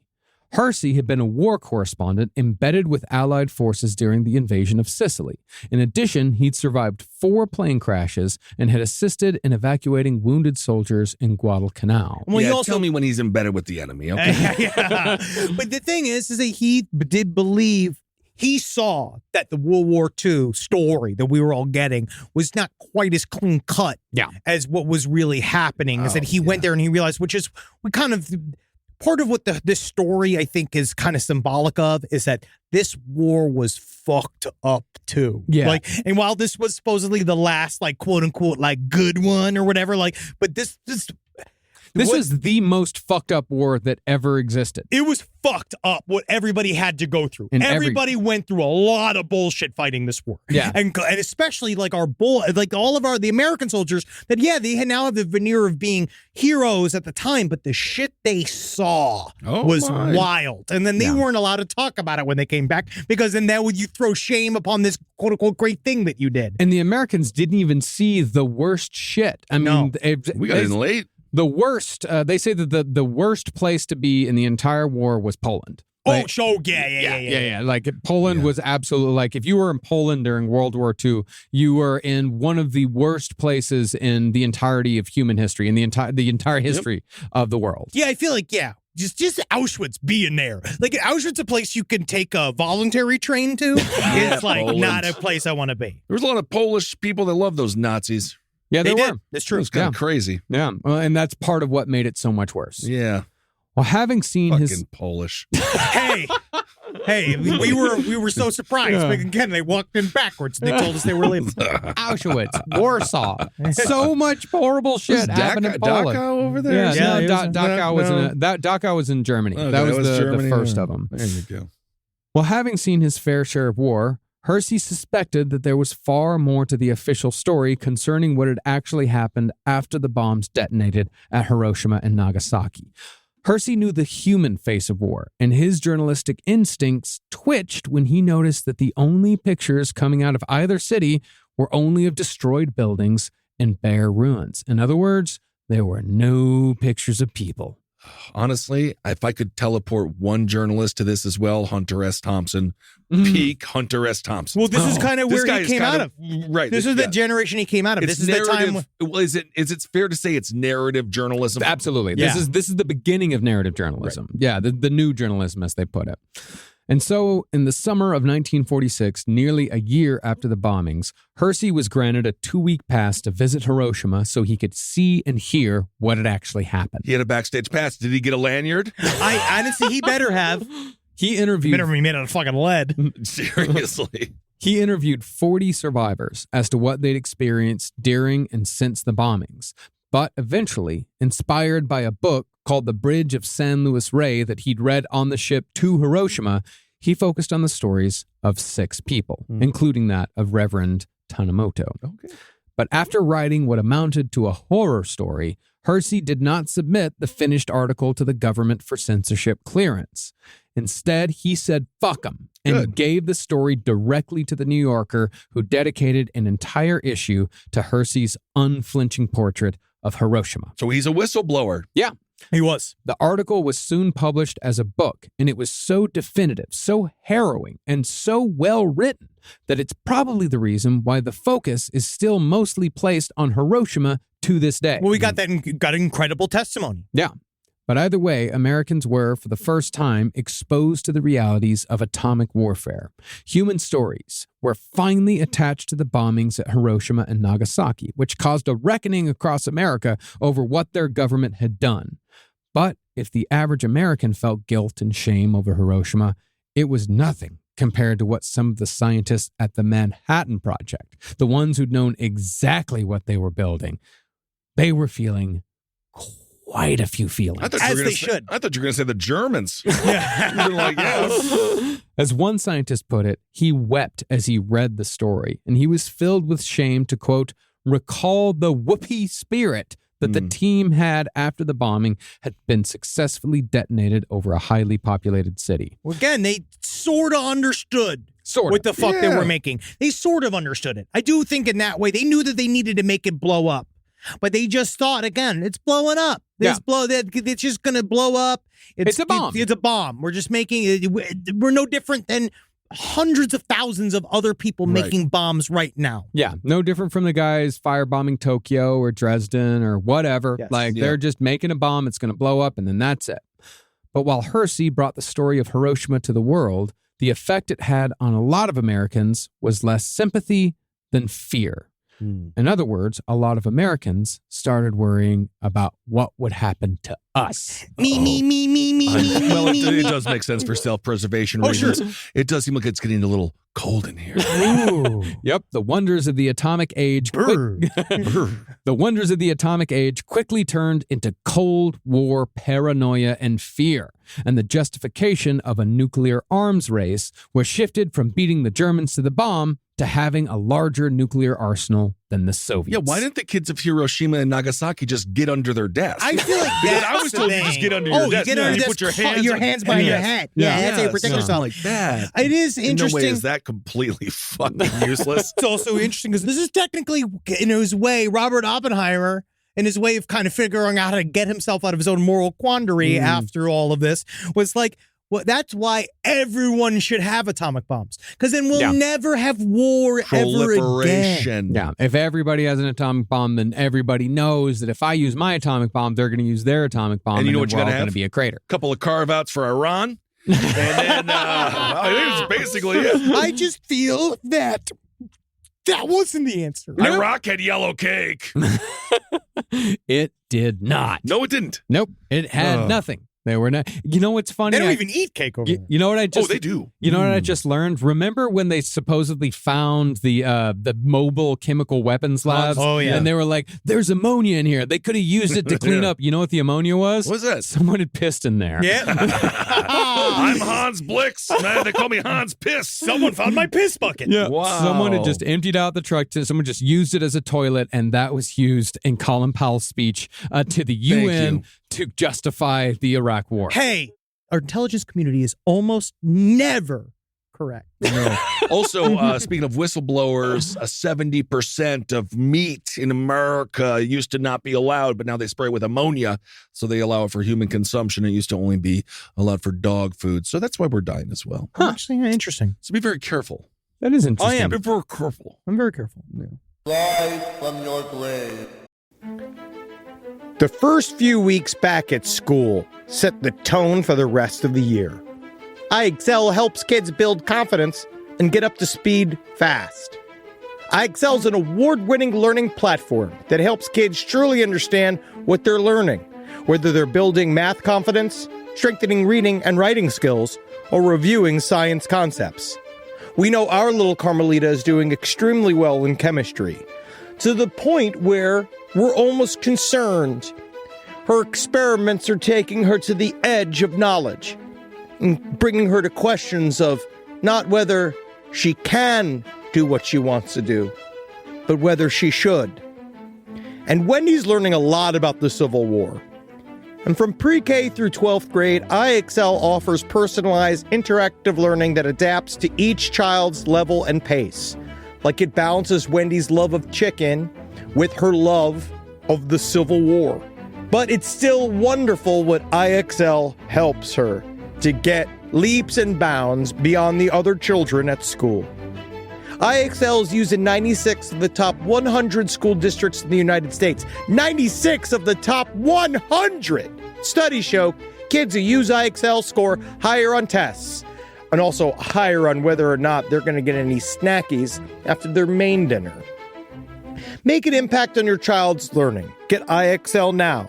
And Last Podcast on the Left listeners can get exclusive 20% off iExcel membership when they sign up today at iexcel.com/left. Visit iexcel.com/left to get the most effective learning program out there at the best price. Is there anything better than a summer evening outdoors? Enjoy your space to the fullest with new greenery from Fast Growing Trees. I love a big, thick bush. Fast Growing Trees is America's largest, most trusted online nursery, and they can send me a big, thick bush any time of the day. It arrives at work. It arrives at my car. I can pinpoint on a Google map where it is. Send me a big, thick, brown bush. And they send it immediately when they have it, because sometimes the shaver comes to town. I remember one time I ordered a cherry wood tree from Fast Growing Trees. And my God, I couldn't cut it down, no matter what my father told me to do. I had to lie to him about it. And next thing you know, I became the first president of the United States of America. And even you can become the first president of the United States of America with Fast Growing Trees. Right now, get up to half off select summer planting essentials, plus get an additional 20% off your first purchase with code LEFT at checkout. That's an additional 20% off at fastgrowingtrees.com with code LEFT at checkout. Offer is valid for a limited time only. Terms and conditions apply. Well, between 1946 and 1958, the U.S. government detonated 23 nuclear devices in a series of tests that ranged from the Pacific Ocean to the deserts of Nevada and Utah. And all of these tests caused cancer rates to skyrocket in the surrounding areas. Also, guys, don't we know already? It definitely brought us to the attention of the reticulants and the grays. How? We'll get to it. Well, I mean, that's the thing is that they're... Are we going to get to that in this episode? Yes. Well, the thing is they're detonating these things in places where they don't care about the people. They're detonating this shit next to reservations. Yes. Oh. You know, they don't give a shit what happens if it fucking blows onto a reservation. Quote unquote, where people, quote unquote, are not supposed to be living. That's kind of what they do. It is horrible what we've done to the Native American. Yes. And we continue to do it. They just lost water rights again because Kavanaugh said that it was in 1854. There was a treaty. Wow. It was like in 1893. He's like, we better uphold that treaty. I feel like there should be a cutoff of what counts. I think 1990. I think that's the cutoff. I think that's the cutoff. What we could do with the Native American, a redo. I And be like, let's renegotiate. Renegotiate. That's fucking insane. We're still using treaties to fuck Yes. over the tribes. Yeah, for water. That's incredible. Yeah. Well, the fallout from these tests were so pervasive that a film crew working on the set of the John Wayne movie The Conqueror, in which John Wayne laughably plays Genghis Khan. The name is Genghis Khan, you governor. I feel like he sucks. I tried to watch John Wayne movies growing up, and I don't like them. John Wayne's a fucking Nazi. It's just like they said in the song. John Wayne is a Nazi. You know what it is, too? He's passe in a world where we don't really care about like that form of like machismo actor anymore. No, I'm fine with him. Like, The Rock is more masculine than him. I don't feel he is as compelling in future analysis than he was at the time. Because at the time, he was like a #1 movie star. Yeah. They love the Western thing. They love this idea. But now you watch it and you're like, actually, he doesn't do anything. He gets off a horse. He walks over there. He kind of squints. It's like, and honestly, Clint Eastwood, for me, does the same bit, but he does it better. And then he did a whole movie with an orangutan.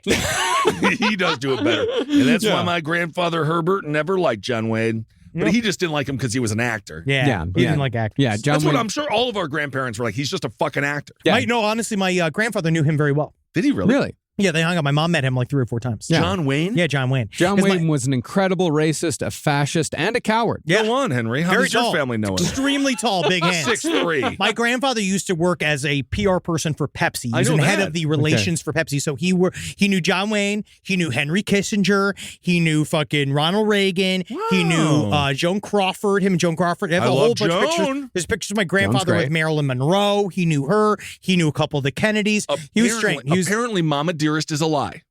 Yes, Mommy it is, Dearest? Yeah. it is Apparently, framed it's more. a lie. It is framed more. Yeah. Well, a lot of the people who worked on The Conqueror, which is widely considered one of the worst movies ever made, they developed cancer at a far younger age than was normal because they filmed in the Utah desert near a nuclear bomb testing site. Yeah. And that's for some reason, I don't know if movies should be filmed in deserts anymore. It's cool. Well, I mean, they say that, some people say that this is a myth because the film crew died at the same rate as the general population of cancer. Or got cancer They at the got same cancer at the same rate, I think it's like 22%, but they died far younger than many people died of cancer. Yeah. That would change the math there a little bit. It does, yeah. And it depends on what they're doing on set.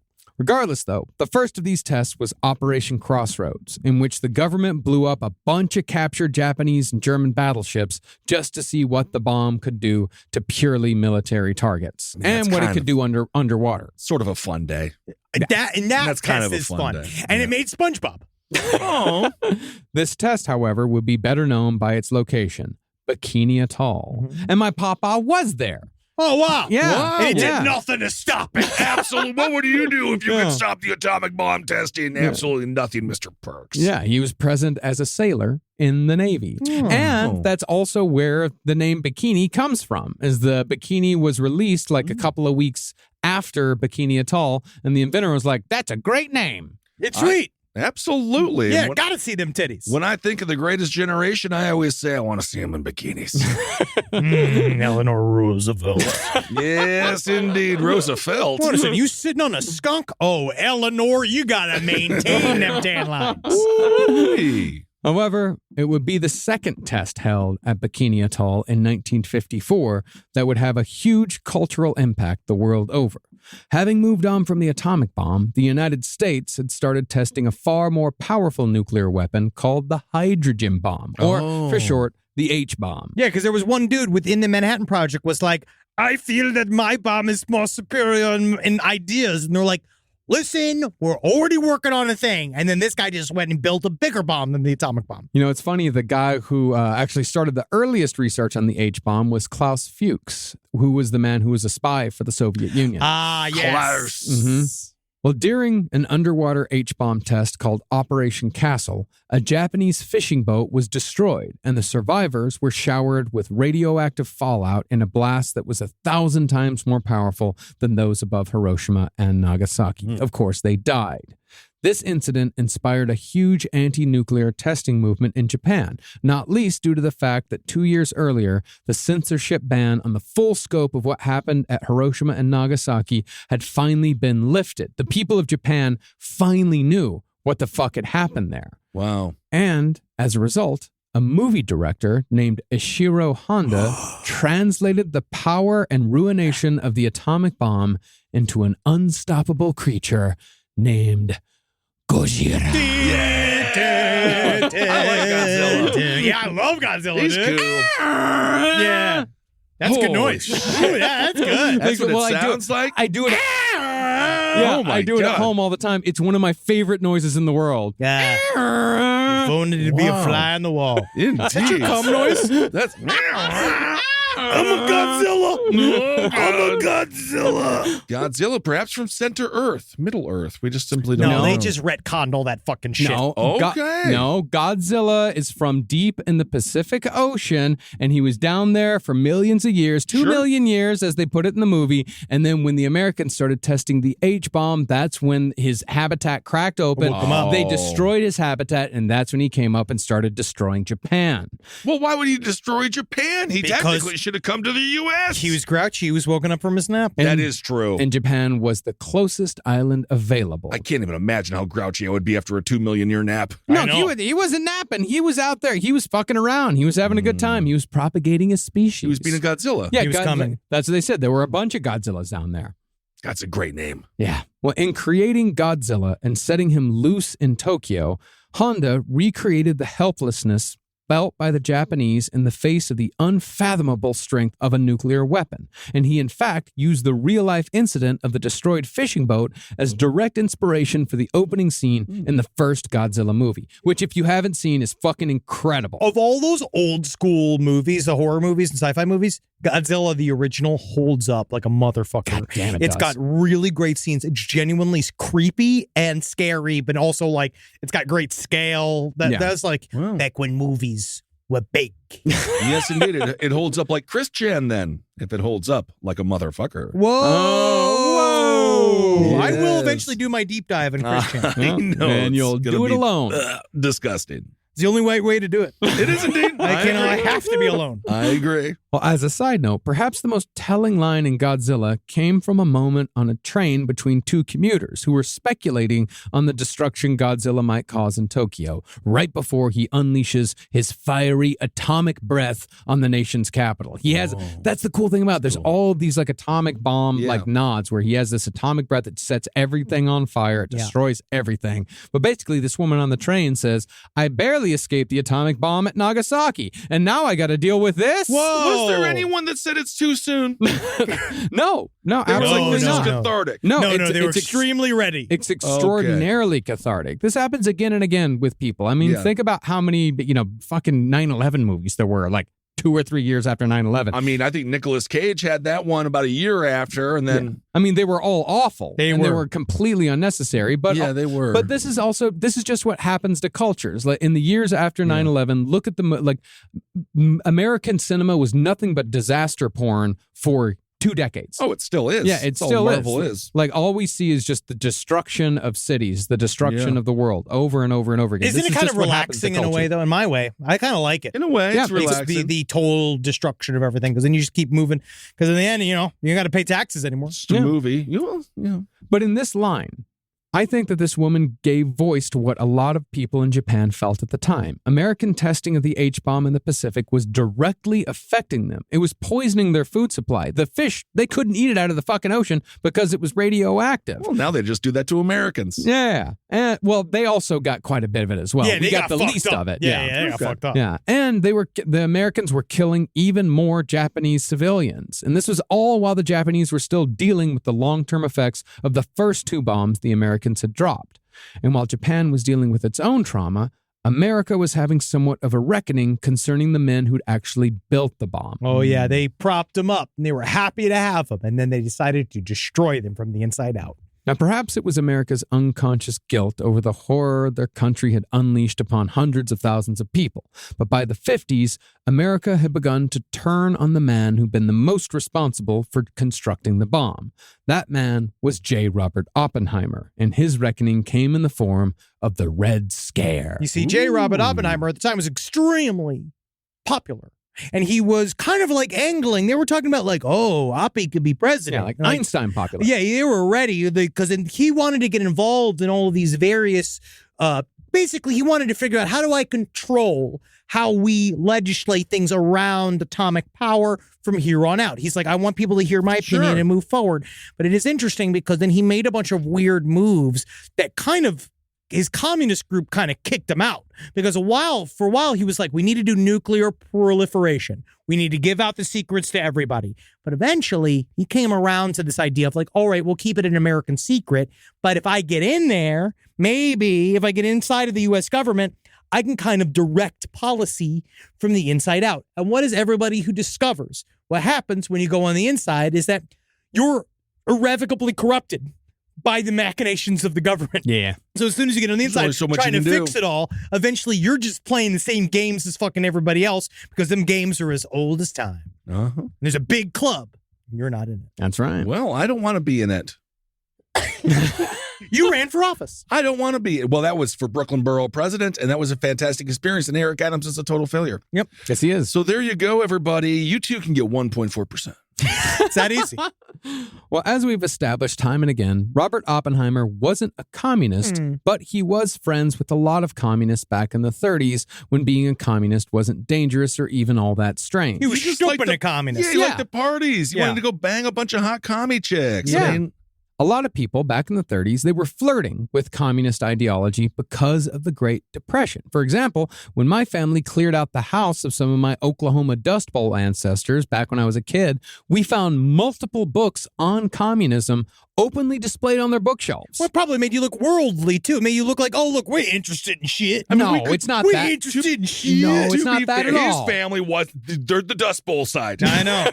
No, I mean, these people, these were fucking survivors, and they were also, they were smart people at the same time. Oh, yeah, in communism, honestly, in times of need, you're kind of like, this would be a great time. Would be great if the government can come and help us all come together and we can share resources. I think that we could use a 5% dollop. I mean, we're not even giving kids lunches anymore. Yeah, it's unbelievable. Yeah. We could take a scoop out of the little ice cream there. I think so. I mean, for these people, capitalism had obviously failed so miserably that the consequences of capitalism was dust pneumonia. Oh, yeah. People were drowning in dust. That's horrible. Man, that's a whole nother thing unlocked now. Man, I don't want to die in dust. There's been a lot of bad shit in this series. Yeah, I don't want to fucking die by drowning in dust. Yeah, dust pneumonia is a horrible way to die. But by the mid-50s, America was gripped by the Red Scare, and of course led by Wisconsin Senator Joseph McCarthy. Yay! And Oppenheimer. And his totally straight lawyer, Roy Cohn. Completely straight. Totally. And Oppenheimer came into the Red Scare crosshairs in particular because he'd previously pissed off a McCarthy ally named Lewis Strauss. No one liked his weepy fucking attitude. Nobody liked him. They were all over him, because especially when he went to Truman, and there's that classic story where he walked into Truman's office and he was just like, the blood on my hands, I can't believe. And then Truman throws him out of the office, and he tells his old aides, don't let that motherfucker back in this office ever again. The blood was on my hands. I dropped the bomb. He just made it. Like, he was this thing where it's like, so Oppenheimer wasn't making himself a popular Chris person. Chan met with Truman? No, that's a comic book. But the other thing on the other side, though, everyone fucking hated Lewis Strauss as well. Nobody liked anybody. Yeah, but I will no say, one liked McCarthy. McCarthy showed he's like a Ted Cruz. Yes. He was like actually maybe worse. He's like powerful, but still everybody hates him. Far worse than Ted Cruz. Yes. Not far worse. But it does show you the power. It just shows how bad Ted Cruz is. You know what I mean? It shows how, he doesn't have the ability to be a true villain. It shows you the power of just having a suitcase you don't open. Yeah. That's it. It literally is just the Howie it. Mandel. Tapping Like, you don't want to know what I have in there. You don't know what's in this. Just full of snakes. It was full of it really was porno mags and booze. Well, Lewis Strauss had a grudge against Oppenheimer because Oppenheimer had openly ridiculed one of Strauss's recommendations on atomic research during a public congressional hearing in 1951. So we're going to get a little sensitive here? Yeah. Krauss was, he was butthurt. To put it very, very, I hate that term. I fucking can't stand it. But it worked for him. In this case, he was butthurt. Yes, in this case, yeah. Well, Strauss took this slight personally, And using previous intelligence that Oppenheimer had consorted with communists in the 30s, Strauss soon became convinced that Oppenheimer was a secret commie. And he got to work convincing others that Oppenheimer was a secret commie. And it was Guys, I'm going to tell you this right now. There's no such thing as a secret communist. They tell let you know. They tell you immediately. It's like a vegan. Yeah. But it's like, no, Oppenheimer has been fighting being called a communist this entire fucking time. Yes, he has. He was like, I went to meetings back in the day. My girlfriend was one. Look at a picture of Rebecca. You telling me you wouldn't be a communist Like, for her? seriously, I was not with nerds anymore. Dude, if I married Gwyneth Paltrow, somehow You're going to end up with a jade egg inside of you somewhere because Exactly. that's what the family does. And you guys just don't get it. I don't know, Henry. The fucking communists I knew in New York were the biggest fucking nerds I knew. Different. Oh, This they is are. better. Well, they are. This is when it was cool. But You they know were what I mean? funny, and they all worked at bookstores. Yeah, they so did. that's actually very nice. It was. Yeah, they were. Oh, yeah. And they All did the great. They did great fucking stuff for unionizing the Strand and all They that. did. Like they were amazing, but they were fucking nerds. That's the idea. Oh, You yeah. have to, because with a capitalist, you don't have to read a book to be a capitalist. You just have to have big tits, a great idea, and you can make it all the way to the top. It's better if you don't. But a communist, you do have to read a lot of stuff. You do. It's too much reading. Yeah. Yeah, you got to read a lot and you got to be able to comprehend it. Theoretical, yeah. Now, as I said a few episodes back, scientists in the Manhattan Project with Soviet ties, this was not without precedent. Theoretical physicist Klaus Fuchs, as I said earlier, he'd been a key member of the Manhattan Project's inner circle, and it was discovered in 1949, years after we dropped the atomic bomb, that he'd been feeding information to the Soviets from day one. Yeah, they were already like only 2 years out. Yeah, this information had allowed the Soviets to cheat their way to nuclear weaponry an estimated 7 to 10 years sooner than if they'd been left to figure it out on their own. And if they had Fuchs. just figured out an actual peaceful way of negotiating, working on this, because that was a problem with the Potsdam conferences. They were trying to figure out, like, what do we do with nuclear weapons? And let's just say the Soviet Union wasn't being super chill. And so when we, not that we were, because we just killed fucking 500,000 people using it. But the Potsdam Conference was before all this. But this was a part of the conversation of like, oh, you know what we'll do. Like after the fact, they're trying to figure out all these negotiations. It ain't working out. Well, not only that, but like Truman had hinted to Stalin. Like Truman was like, he thought that he had, but Had his number. He had a bomb, to drop on Stalin, like where he was going to hint, like, we've got this, this super weapon that we're about to use on Japan. And he thought that Stalin was going to shit his pants, but Stalin already knew all about it because of Klaus Fuchs. It's already public information. And then Stalin just showed him a picture of a little dog named Laika. Isn't it Laika? You're the one in space? Laika. Yeah, the one. This is years later. This is much later. Yeah, Laika wasn't alive at that point. Laika was dead. Was done. He wasn't born yet. Really? I wonder how old Laika was before they shot him up into space. I think he was only like 3 or 4. I think it was They did with the puppy, huh? But I had a whole point. Oh, okay. I had like a whole point. I don't remember what it What was. was it? I don't remember. But It's gone. Stalin. Yeah. But Stalin, the Soviet Union, the U.S., we were fighting, but the Soviet Union was all mad. They got it 7 to 10 years earlier than they should have. Because Stalin already knew because this fucks guy. I like Stalin's mustache. It's a good mustache. Man, I will say about World War II, powerful moments for the mustache. Oh, yeah. All Some- different kinds. Some mustaches are so powerful they can't be repeated. Unless you're Michael Jordan.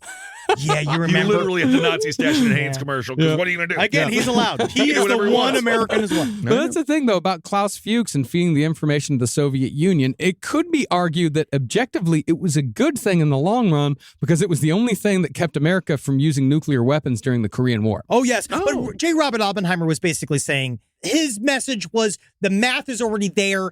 They're going to get it no matter what. It's obvious. He's like, it's already there. From the theoretical papers, you can automatically extrapolate what you need from the forward to make a bomb. So he was like, there's no even reason to keep a secret because anybody can figure it out. Isn't that why the Korean War is the forgotten war, though? Why? Because we didn't bomb anybody.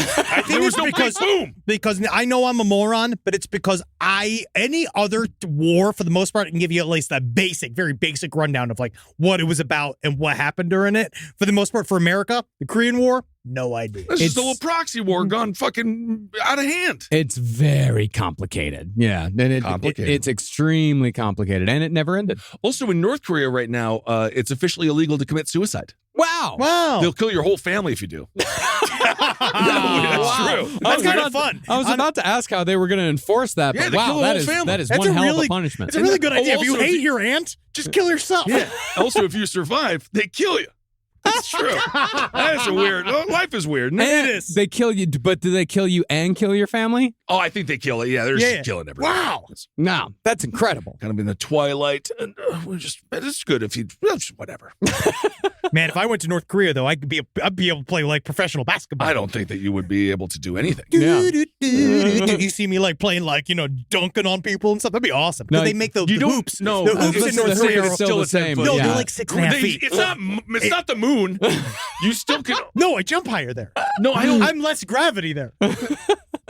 But even though there was an ever-growing cabal determined to ruin Oppenheimer's reputation, General Leslie Groves, a loyal friend, even if he was a little bit evil at times, he stressed his emphatic belief that Oppenheimer's blood ran red, white, and blue. We had Look many at that. opportunities to fuck everything up, and he didn't. Yeah.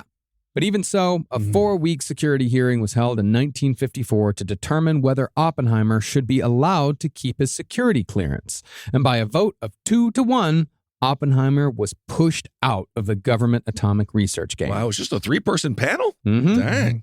Eventually, though, the government came back around on Oppenheimer. In 1963, JFK presented Oppenheimer with the Enrico Fermi Award for Scientific Excellence. Nice. And Here's your fucking trophy. Yeah. Hey, trophies are a big deal. The funny thing, though, is that, the historians think that had it not been for the Red Scare, it would have been the Robert Oppenheimer Award for Scientific Excellence. He would have been president. He probably would have been president of the United States of America. He was too weird to be president. But We don't Woodrow like Wilson. Woodrow What about Wilson. it? If But you're that- talking about weirdos who have been president, But that was long before. That's the thing, is that was long before anybody actually knew what the president was like. yeah. That was like 1900 or something. I'm just saying, he was a weirdo. It was more like 1911. Well, he was the one that really brought in the fucking corporatocracy. Yeah, weird long kind of a nose, tiny piece of glasses. shit. Yeah. KKK member. Oh, wow. Wow. Wow. Or at the very least, KKK sympathizer, which is the same thing. Yeah. That's what they say. You know what you call a person who puts up with Nazis? A Nazi. That's right. Yeah, if one man sits with 9 Nazis at a table, you have 10 Nazis at a table. That's right. Bold statements. 2 years later, though, Oppenheimer was diagnosed with lung cancer due to his chain smoking. Oh. And by 1967, he was dead, although he had been vindicated. Jesus Christ. Really Can't nice, even make it Marcus. to fucking Really Woodstock. nice. Yeah. He was dead. He was dead. dead. Okay. And clouds of crows descended. Did he melt? At any point did he slough? Yeah, what else fucking worse happened? His fucking Slough grave anywhere? turned to a place where they fucking euthanized a bunch of like blind children. But he was vindicated by the scientific community by the end of it. His place in history, however, in full retrospect, is complicated to say the least, and will likely remain so forever. I know it'll be very quickly wrapped up in that 3-hour movie. I know. and I'm very and that excited. movie's gonna tell us all what happened in a way, and we're all gonna be like, "Oh, Robert Oppenheimer, you're the best guy I've seen." I have some faith No, in it's this gonna be- feature film. It also comes out on my birthday. That's nice. Well, I already got tickets for it. the person who wrote American Prometheus came out of it and said that it was highly historically accurate. Oh, sure, They sure. said that it's a chilling movie. No, of course. Yeah, Christopher Nolan's not gonna fuck it up. I am excited. I mean, to he see it. could. Oh yeah, sure. I mean, again, fuck it up. send us money. Yeah, Send us money. Yeah. for it. Yeah, all we're doing is making it. I just gave an advertisement Yeah, we did. for, we don't. for we the get fucking nothing. movie. We get And nothing. I haven't No, even we seen never it get yet. anything. Yeah, you're on strike. You shouldn't even be working, Christopher Nolan. Well, it's not. That's strike. It's already done. The movie's Whatever. It done. doesn't matter. Yeah. All right. So now my turn. Your turn for a bit. It's really Okay. quick. You know what's okay? Are we getting into the grays now? He's big into this A entire. little bit. Listen. Okay. So number one, what happened here? Right? Well, we just did 6 episodes. With what? What are we even talking about? We're talking Right? about the atomic bomb and Number Hiroshima and two, Nagasaki. you know what we've been talking about this whole time? Opening up the universal cloaca to alien attention. Okay. Right. I believe it's possible. So we now know 1945, sure, bomb, big deal. And let's It was go a ahead. huge deal. And, Huge deal. and let's Big go deal, ahead and we're say, let's put on top of this, let's put a veneer of respectability due to the fact that alien, or at the very least, unidentified aerial phenomena have been proven to be in existence. Well, now there's a veneer of respectability We're to starting. Henry. Sure, I And I'm agree. just saying. if I'm already in. basically, if what David Grush's current whistleblower is talking about is remotely true, there is a whole chapter of American history that is also then true, which is really fucking wacky. And one of those chapters, one of the couple of series pages in that chapter, we will definitely be talking about with seriousness if David Grush's stuff comes out to be actually vaguely real. And he's the new whistleblower. He was just on television. It is what happened July 3rd, 1947 in Roswell, New Mexico. Yes. Now we know that on the Brazil farm that sunny desert day, an object that they did not comprehend crash landed in that field and created a 3/4 long mile series of debris. And you know the first thing the aliens were told? Oh, it gets cold at night. It's a desert. You just, you're going to want to wear a jacket. It gets really hot in the afternoon. If you don't like the weather, wait 5 minutes. Which is what everybody says about every city you've ever been to and every city you've ever lived in. It's true sometimes. But so this object crashed, the Brazil farm. These very scared men who are so used to seeing these things because they're around all these various areas where Project Mogul is currently being tested. They've seen these objects in the sky. We know that Los Alamos is only 3.5 hours south of this location. And what's right next to it is Roswell Air Base. So they see all of this debris. They don't know what the fuck it is. It's been left out there for days, which is also very interesting, which should go on to disprove their idea that it was some experimental balloon, Project Mogul, blah, blah, blah. Right? So they called the Royal Air Base. Guess who is occupying the Roswell Air Base? The 509th Group.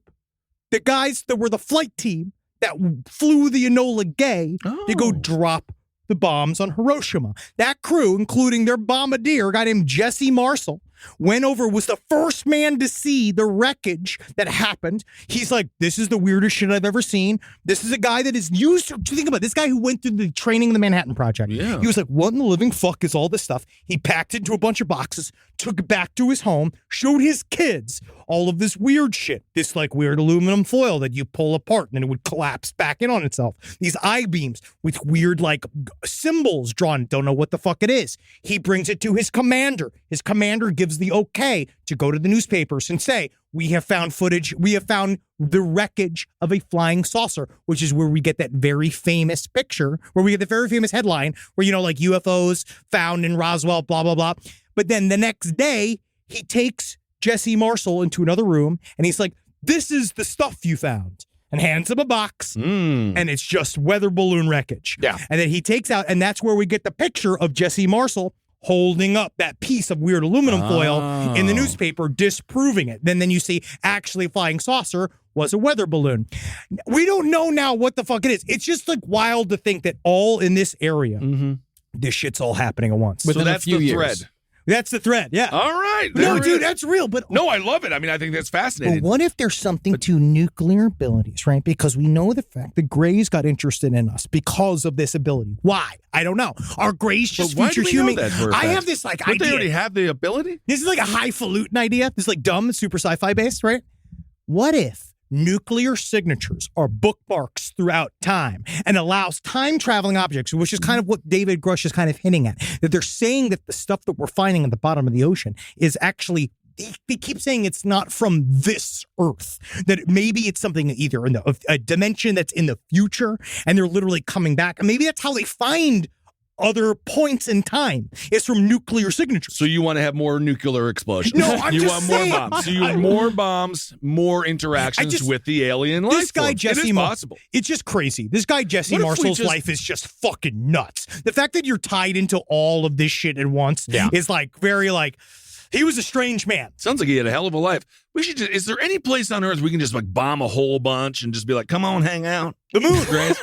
No, we can't blow up the moon. No, but just set off bombs on the moon. You think that's close enough and then we can meet on the moon, neutral territory? Well, the moon could certainly be very important to us in the future if, as Henry said, we could build nuclear bases up there. Well, that would be our way station. Yeah, and then we could bring nuclear power cells down to Earth via a gigantic space elevator. Yeah, the Hubble just had some new pictures released as well. Now, by the 1980s, it was generally agreed upon amongst historians that President Truman was well aware of all the alternatives to end the war without using the bomb. He knew that we didn't need to invade Japan to secure a victory, and he knew that the claim that the bomb had to be dropped to save American lives was a lie used to sell the bomb to the American public.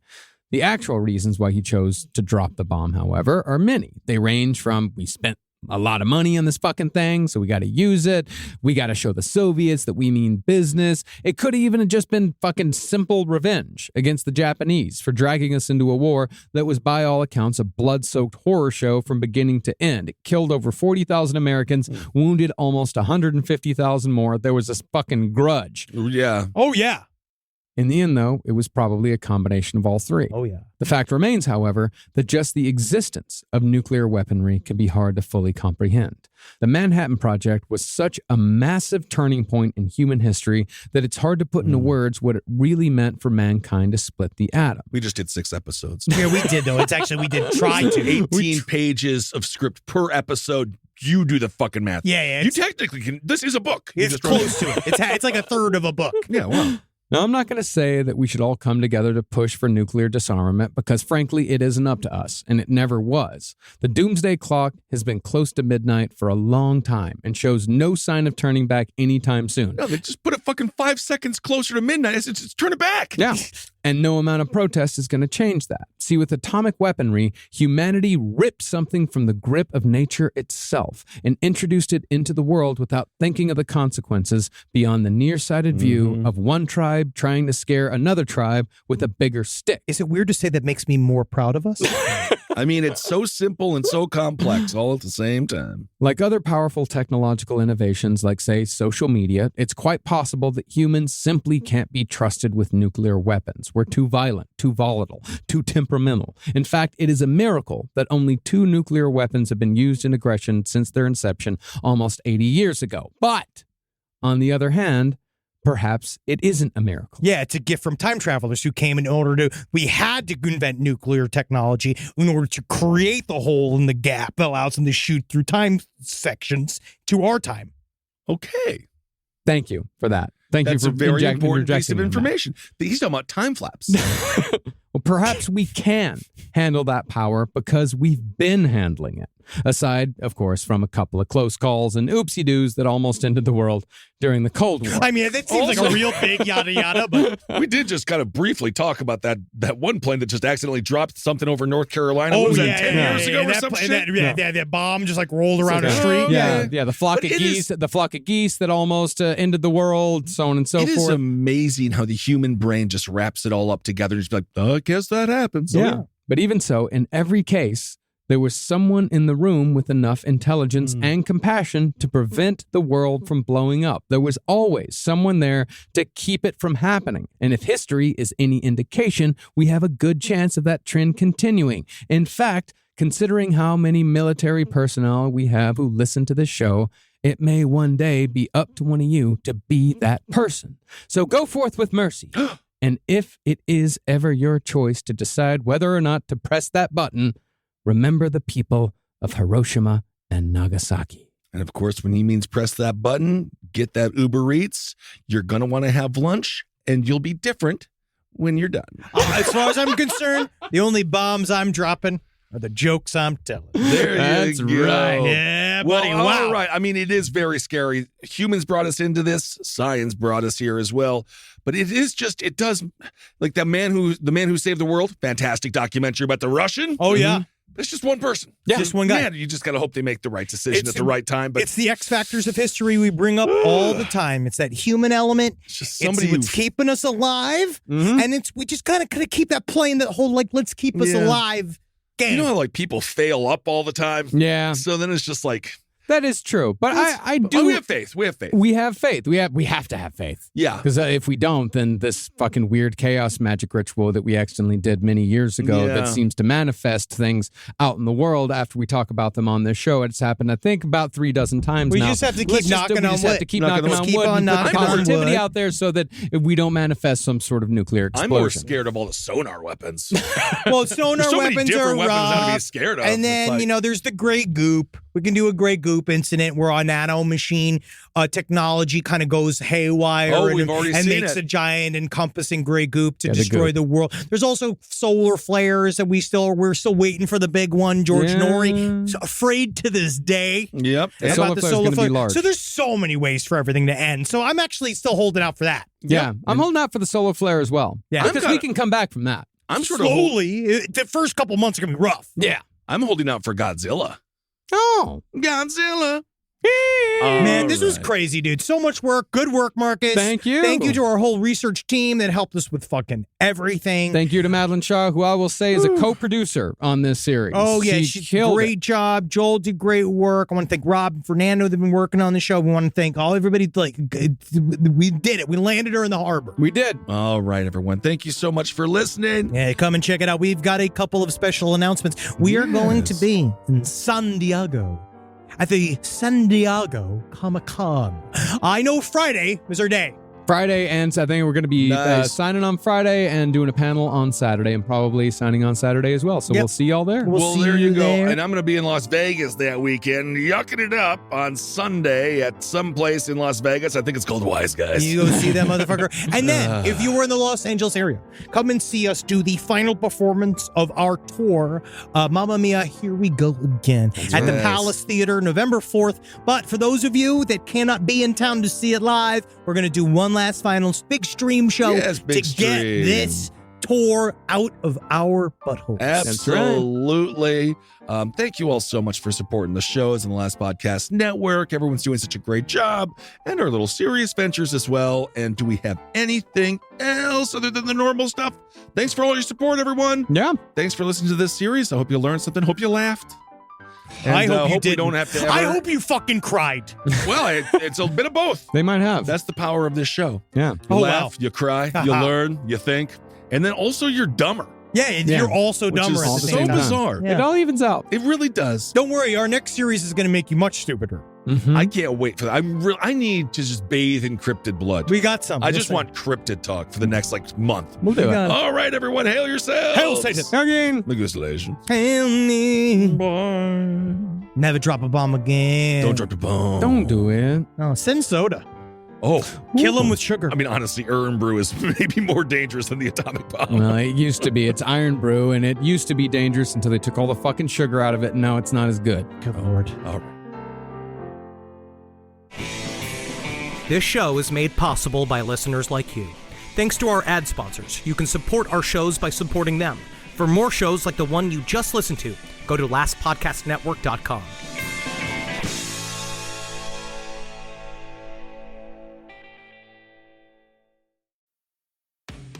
This podcast is supported by Nurtec ODT, Rimegepant.